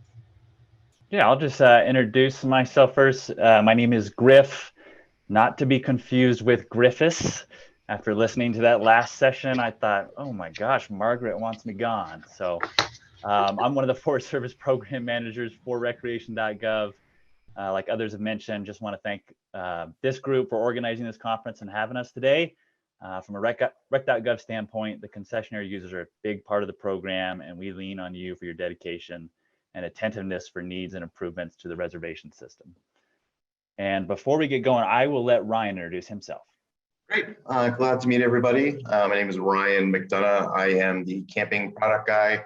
So I kind of like to sit at the center of what Janelle shared earlier about the digital experience, and then basically anybody who will let me listen. So you're here for stakeholders, campground management, our own leadership, my development team, and try to develop the best solution based off of all that feedback. Okay, well, thanks, Ryan. And as Janelle mentioned, we're going to highlight some new features, and we're going to start off with venue reservations, which is a relatively new service that was made available last summer. In summary, it's just a day reservation service that allows for a customer to either reserve a certain time slot or a given day, or choose to reserve for a certain amount of time. So let's say I want to show up at 8 o'clock and I want to reserve the pavilion for 3 hours. Like most things in rec.gov, there are several business rules and options that can be configured by the manager for their management needs. So we have a couple Forest Service managed pavilions in Alaska using this venue reservation service, as well as Nevada Beach Pavilion, which you see here on the screen, which is managed is concessionaire operated on the Lake Tahoe Basin Management Unit. We hope to keep expanding the venue reservation service to other locations. It's much easier for a customer base to understand exactly what they're reserving compared to what has been available in the past on recreation.gov. That's all I have for venue reservations. I'm going to go ahead and hand it off to Ryan now to talk over our new extra vehicle fee payment option. So you're going to see like a recurring theme from my side and a few of the features that we're describing, and that there's going to be like a reduced ask on the facility, and we're going to give a bit more flexibility and put some use in the hands of the visitor, just to increase the usability and make things easier on everybody and kind of save some time. This first example here is including those extra vehicle charges as part of the reservation. So that means you can add it at the time that you book it or make the update anytime ahead of arrival as a visitor. So all the things that you can do through POS or however you're managing extra vehicle fees now, you'd be able to do as part of the reservation, and then the visitor would also be able to do themselves. A small caveat with this one, in that the technical feature is available, there is a missing piece on financial reporting for this. We understand that that is a critical component before we can get this up and running. So more to come between Griff and myself.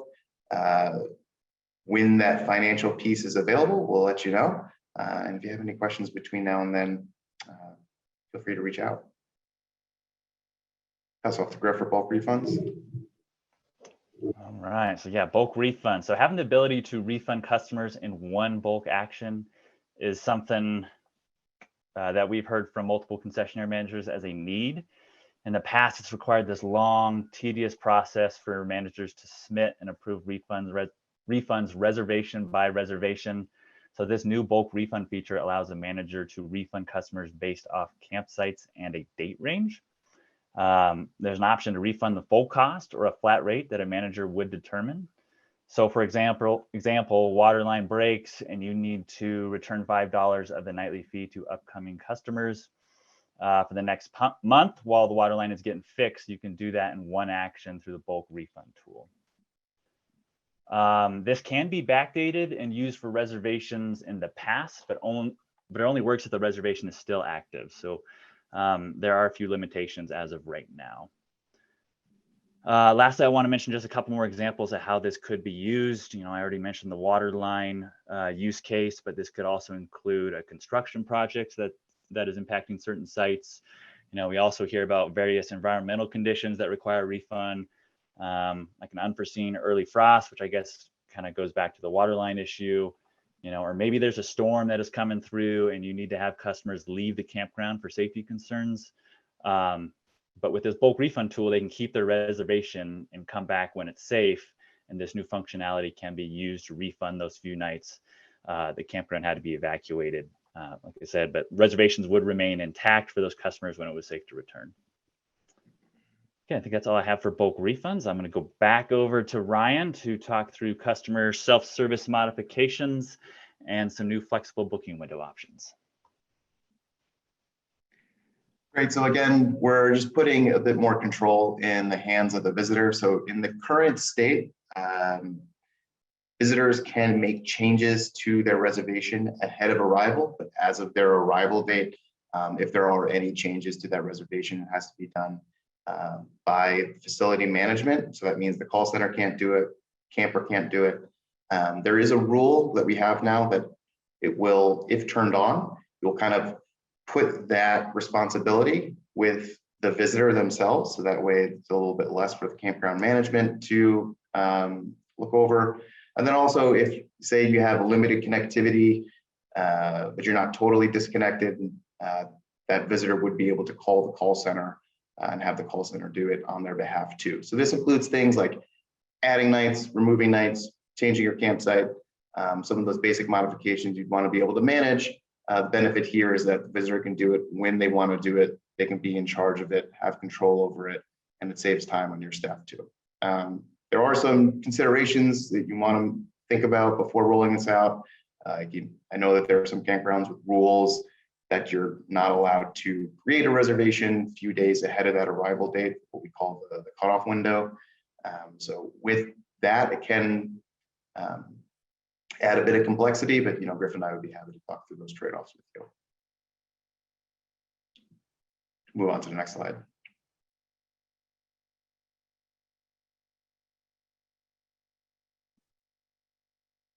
Also with the flexible booking window, if you are thinking about moving some campsites potentially from first come, first serve to reservable, but you don't want to necessarily, but you want to reduce some of that risk around like potential cancellations or potential no-shows. This is a really good in-between stage in that like it still has that first come, first serve spontaneity, but it also has the added benefits of a reservable site in that if you are releasing, 0 to 14 days ahead of arrival, the visitor still has that confidence of like having a reservation before getting in their car. But then at the same time, it's a little bit different from the standard sites that are released 6 months in advance.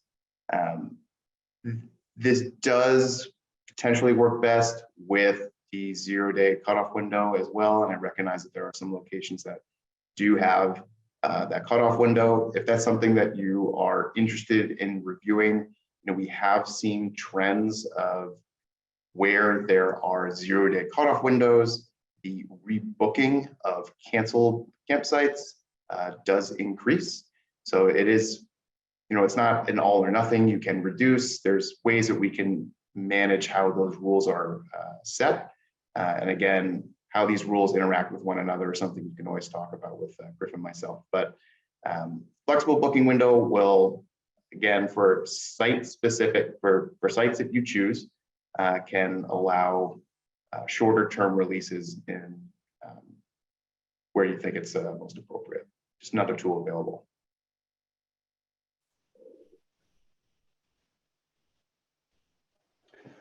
Oh, all right, last slide, and then I think we're going to open it up for some questions and comments. Will mentioned this earlier about being a leader in data. And I think with that initiative, there's a new team that is really doing some impressive work with data operations and visualization through some new dashboard functionality, which will be available in the internal management hub soon. We're still working through some security requirements before we make it available to all internal hub users.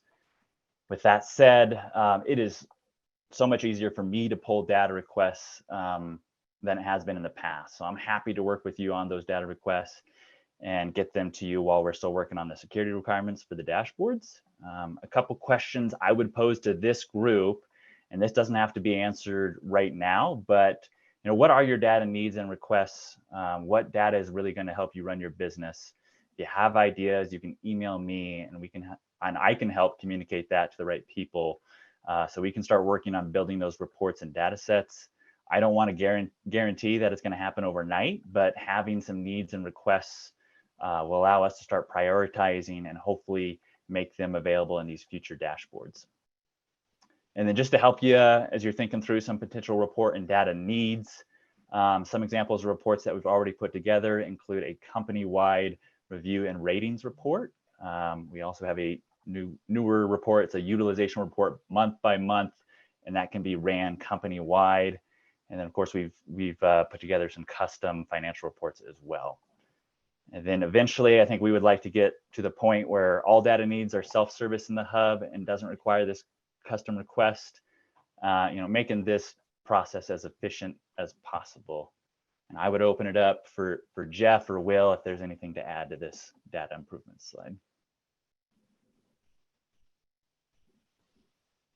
No, I don't think there's anything to add, Griff. I think you covered it well. I think what you're seeing though, with some of the examples that you gave in your description is that window, that door is starting to open for possibilities. And a couple of these, we've done based on what we know, but as I said earlier, hearing from you, the ideas portal through emails and so forth is really going to make this powerful, not just for you individually, but for your colleagues as well. Well, thank you guys. Thank the team, the rep.gov team. I apologize for not introducing you, most of you in my beginning. I didn't turn to the right document, but if you guys can stick around, if you all can stick around, I've got a few questions, unless someone else wanted to address anything, but I can go through these real quickly here. Can I hop in? Absolutely. I know these guys would be shocked that I have something to say. A couple things. One is, I love the data stuff, so I will definitely send you a note, so we won't go into this all the way. But so this is the first of two questions. On the data though, what would be super useful too, especially for smaller, we have the advantage of 400 or 500 sites on rec.gov across lots of states. So when I look, we use reservations two ways. Obviously, we're trying to reserve people to site. We're looking at revenues, and there's all kinds of reporting on need. But we also use it this time of year as a leading indicator to try to decide how our revenues are to go, right? So we're constantly looking reservations. Okay, on February 6th last year, we had on these sites, we had this much, reservations in advance. And now this year on the same day of the year, we have less or more or whatever else.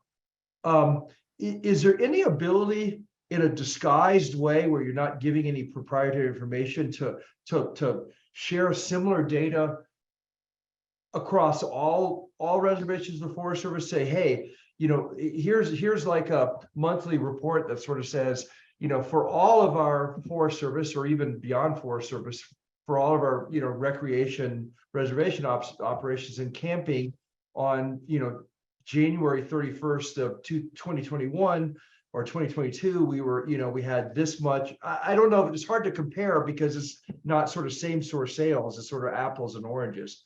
But I don't know if I would love to see beyond our own data, kind of volume data somehow from rec.gov that from January that might give me some indicator of how because we're all wondering if camping is going to be up or down this year. It's really a big deal for us to know that.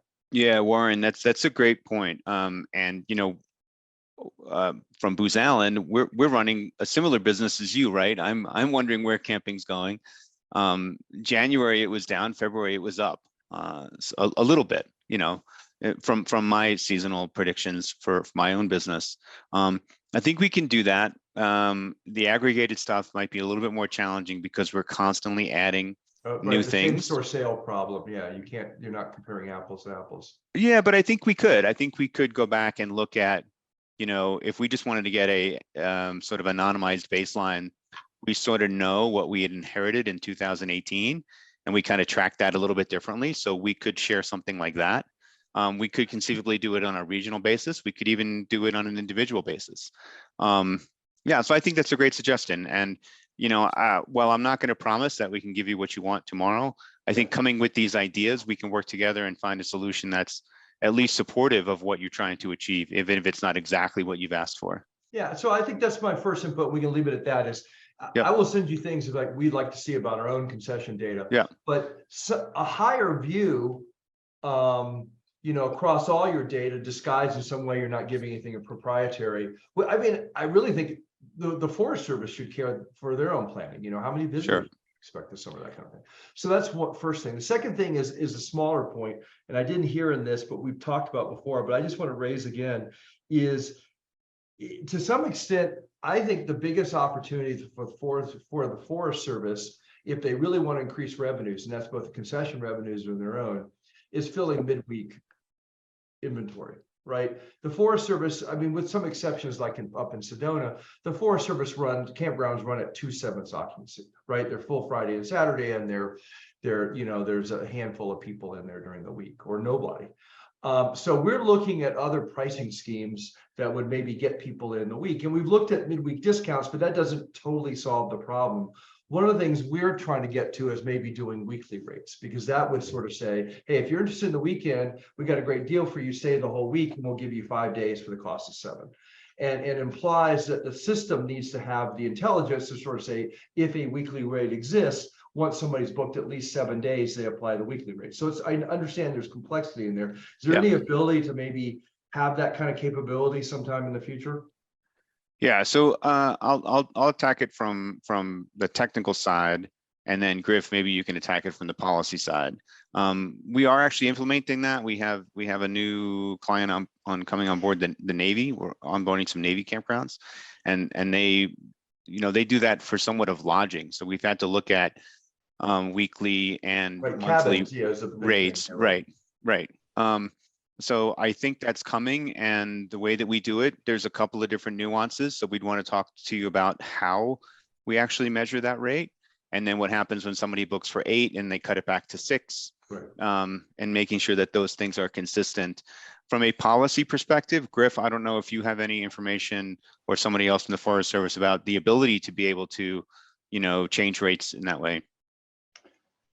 Yeah, I don't have any detail. I mean, Warren, I think I saw your message with the district ranger somewhere in Kentucky, I want to say, you were talking about it with Boone, yeah. Daniel Boone, yeah. So I would rely on, district ranger and your rec managers for, if you can do that type of fee rate. But I do think, we're getting ready to implement that, and I was going to actually reach out to you soon and see if you wanted to do some testing with that. Well, we'd love to, because we'd love to, because it's I really think that's a revenue opportunity for absolutely everybody. And in the Forest Service, and we've toyed with lower midweek rates, but we just worry that would scavenge the weekends. And instead, we're thinking about, a full week rate would be a way to fill it. And we're willing to give a lot of discount because they're empty anyway. So I mean, what the hell? I haven't heard anything ever. We've had cabins and group sites that could be rented by the week. So I'm not sure that there's anything, but we'll have to test it. I'll put that to Ben and his group, but I don't think there's anything that stands in the way of having weekly rates in the Forest Service. Anyway, I think Amanda's coming up to help us answer that one.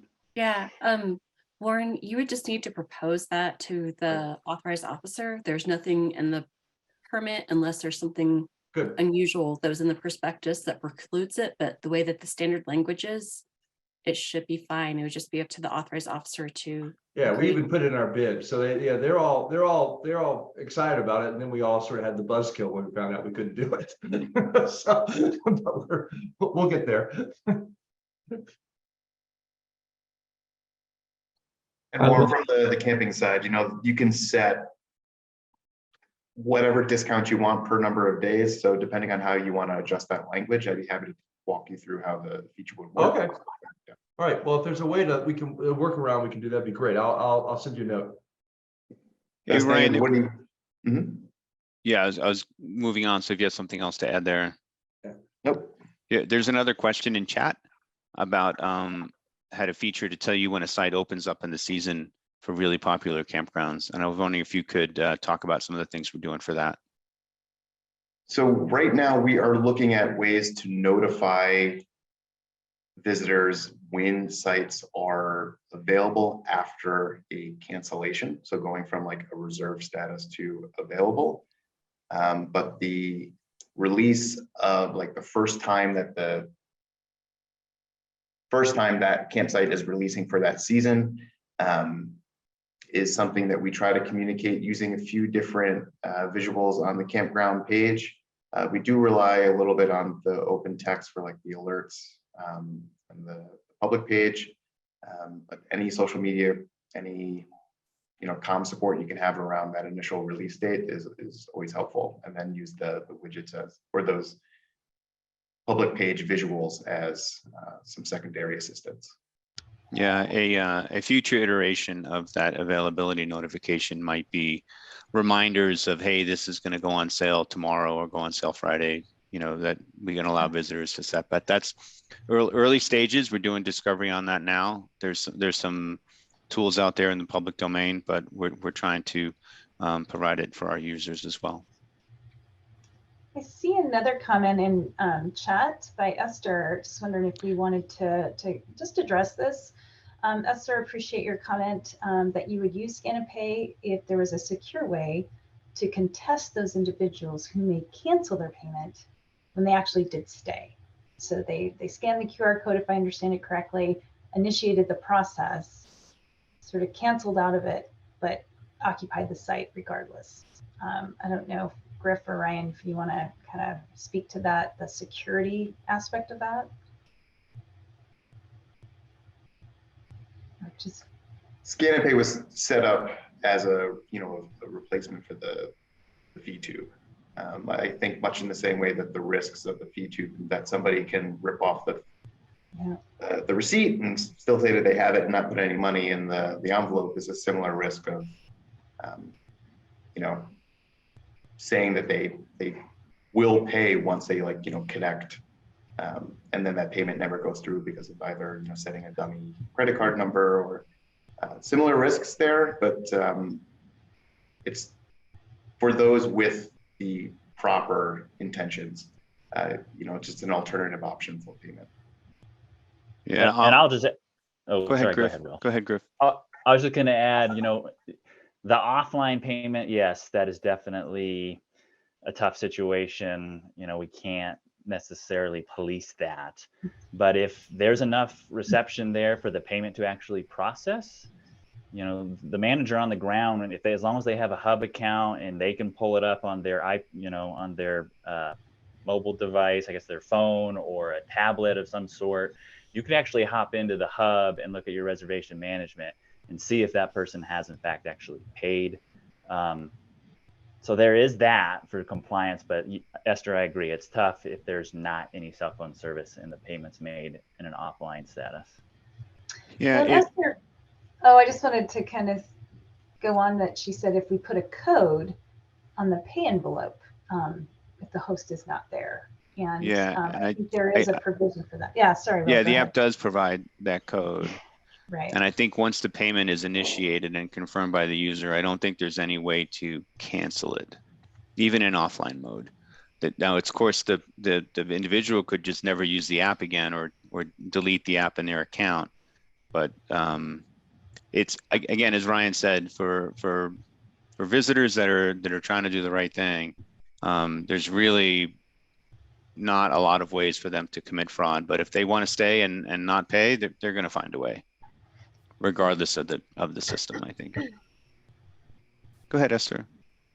Well, right now we have a review of reservations or of refund requests that we can accept or deny. And I'm wondering if we can't work the cancellation. My understanding of how the scan and pay works is it will record in their cell phone until they get to cell reception, and then it asks them to either go ahead and finish the pay or cancel the pay once they get into cell phone reception. And that's the danger for us, because that cell phone reception is miles away from our campground. So if they actually stayed the next day, they finally get into cell phone reception and they'll say, oh no, I'm going to do this one for free and cancel that pay. We would have a way to record that, yeah, with their reservation number that they made with a scan and pay in the campground, they'd have to record it on our pay envelopes or have the camp host record it in our daily use record. And then we can go back and research that if we would get a notification, just like a refund request that came through, that we would actually have a chance to say yes or no. So what that does is it reduces the chance that we have a lot of loss that way, because we'll be able to capture at least some of them that try to pull a fast one on us that way.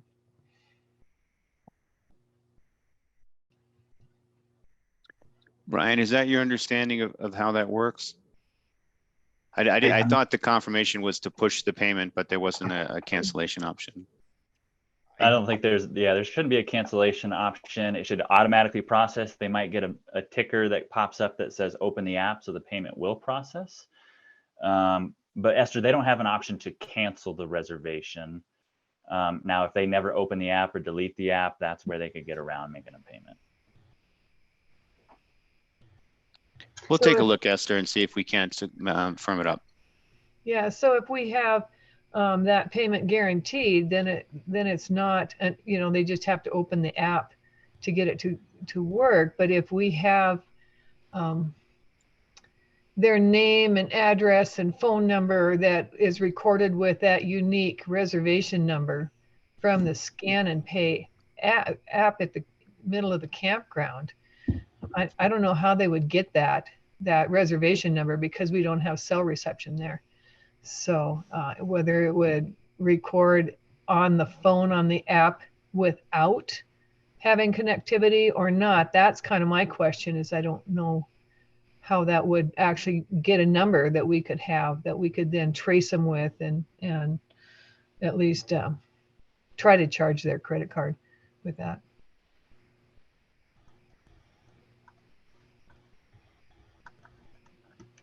Yeah, this is something we can. Oh, go ahead. You can always continue the conversation, as it starts to get used more and more this coming season. We'll continue to, reach out and get some feedback, see what we can do to kind of sort out some of these issues. So Kevin, I wanted to do a quick time check. I know we were scheduled to wrap up about now, and just want to kind of check in to see if there's more time or, before we entertain any more questions. Yeah, thanks, Janelle. No, we started you guys late and you have really important stuff. So please keep going. And obviously, if anyone needs to drop off, they can do so. But take all the time you all need, because this is good stuff. Absolutely. Well, since I have the mic right now, I just want to comment on another thing that Esther put in the chat, in that bringing attention to obscure areas to camp. And I'm glad you noticed that. It is a big part of what our team does on the communication side, is really highlighting locations that still have availability. This was a huge push on our part. We're responding also to our participating agencies to try to, just sort of spread the love, like help people discover locations that aren't booked up solid. That's a lot of what we're hearing from folks, is that frustration when those iconic locations book up. Well, let's help them find some other locations, maybe nearby, or along a travel route that they're already taking. So I appreciate you saying that, and we'll keep doing that. So thank you for that. And Warren, I see you came on screen. Was there something else you wanted to add in, or a question you wanted to ask? Oh, I may have just hit the wrong button. I'm fine. Oh, you're fine. Okay. I'm all good. Excellent. Any other questions? We do have a few more minutes. In the meantime, I just want to also make sure we count for those other shout outs, because you guys probably hear all the time about things that aren't working, but you should hear about what is working too. And you've got Craig saying, I'm so excited for the extra vehicle fee function.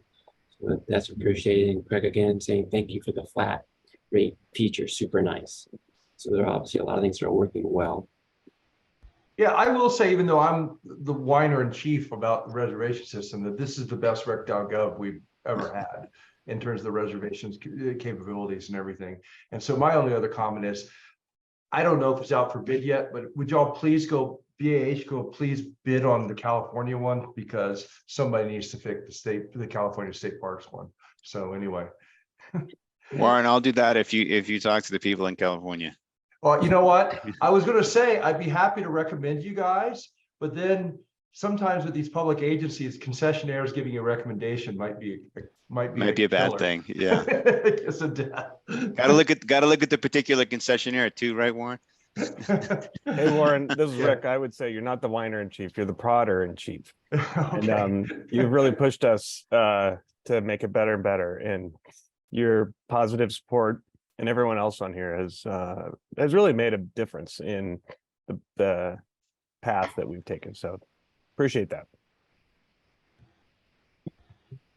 Well, there's no more questions. Janelle, Rick, Will, Rick, and Ryan, and I should have known it's going to take a big team to do this, because boy, listening to you guys, I do not envy you your task. You have a very difficult job to accomplish. I kind of feel like your team is in the area where the Forest Service meets Silicon Valley, kind of right there doing it all. So it's very impressive. And you obviously have a ton of input, but you've got to assess, evaluate, organize, and distill. And it sounds like that's just the very first step. So we definitely appreciate the task you've got. As Warren commented, obviously you're making great inroads. It's the best he's ever seen. So it's really serving people well. And as Esther's comment, I think reflects that you're getting more people out there. There's always going to be issues, as the campground guys know all too well when you're dealing direct with the public. You're never going to make everybody happy, but you guys are definitely making a lot of progress, and it's a great program. So, but it does sound like one of those programs where the job's never going to be done. There's always going to be something else to do, and I guess that's just part of the process. So I just wanted to thank you very, very much for your time. Obviously, put a lot of time in that presentation, a lot of good information. We hope you guys are willing to come back next year, because as we've learned, every year there's something new, and we always learn a lot from you. And we also appreciate the ability to give you our thoughts too as well. So Rod says so. So thank you very much. And I think with that, we're gonna go ahead and wrap up for the day. Another session tomorrow. So I'm trying to find my schedule here. I'm going to share it up on the screen. How about that? Okay, thanks. Yeah, I'm gonna look at this.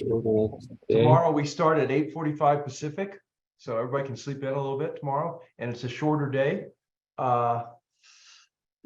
Got some good stuff though. We got the Chris Perkins from the Outdoor Recreation Roundtable, which should be great. We have probably the most pre-interest of any session with people sending in questions. Is we have the whole audit and FAD process out of Albuquerque and the Ask the Auditor, and you still have a last chance if you want to send a question to Mara Lee, do that. And then I'm going to talk a little bit about fee increases in the world of really high inflation and some changes that probably are occurring and need to occur. But I won't take that long. So we should be able to wrap up pretty early tomorrow. Anything else, Kevin? No, nothing for me. Thank you. Thanks for hosting us today, Kevin. I appreciate that.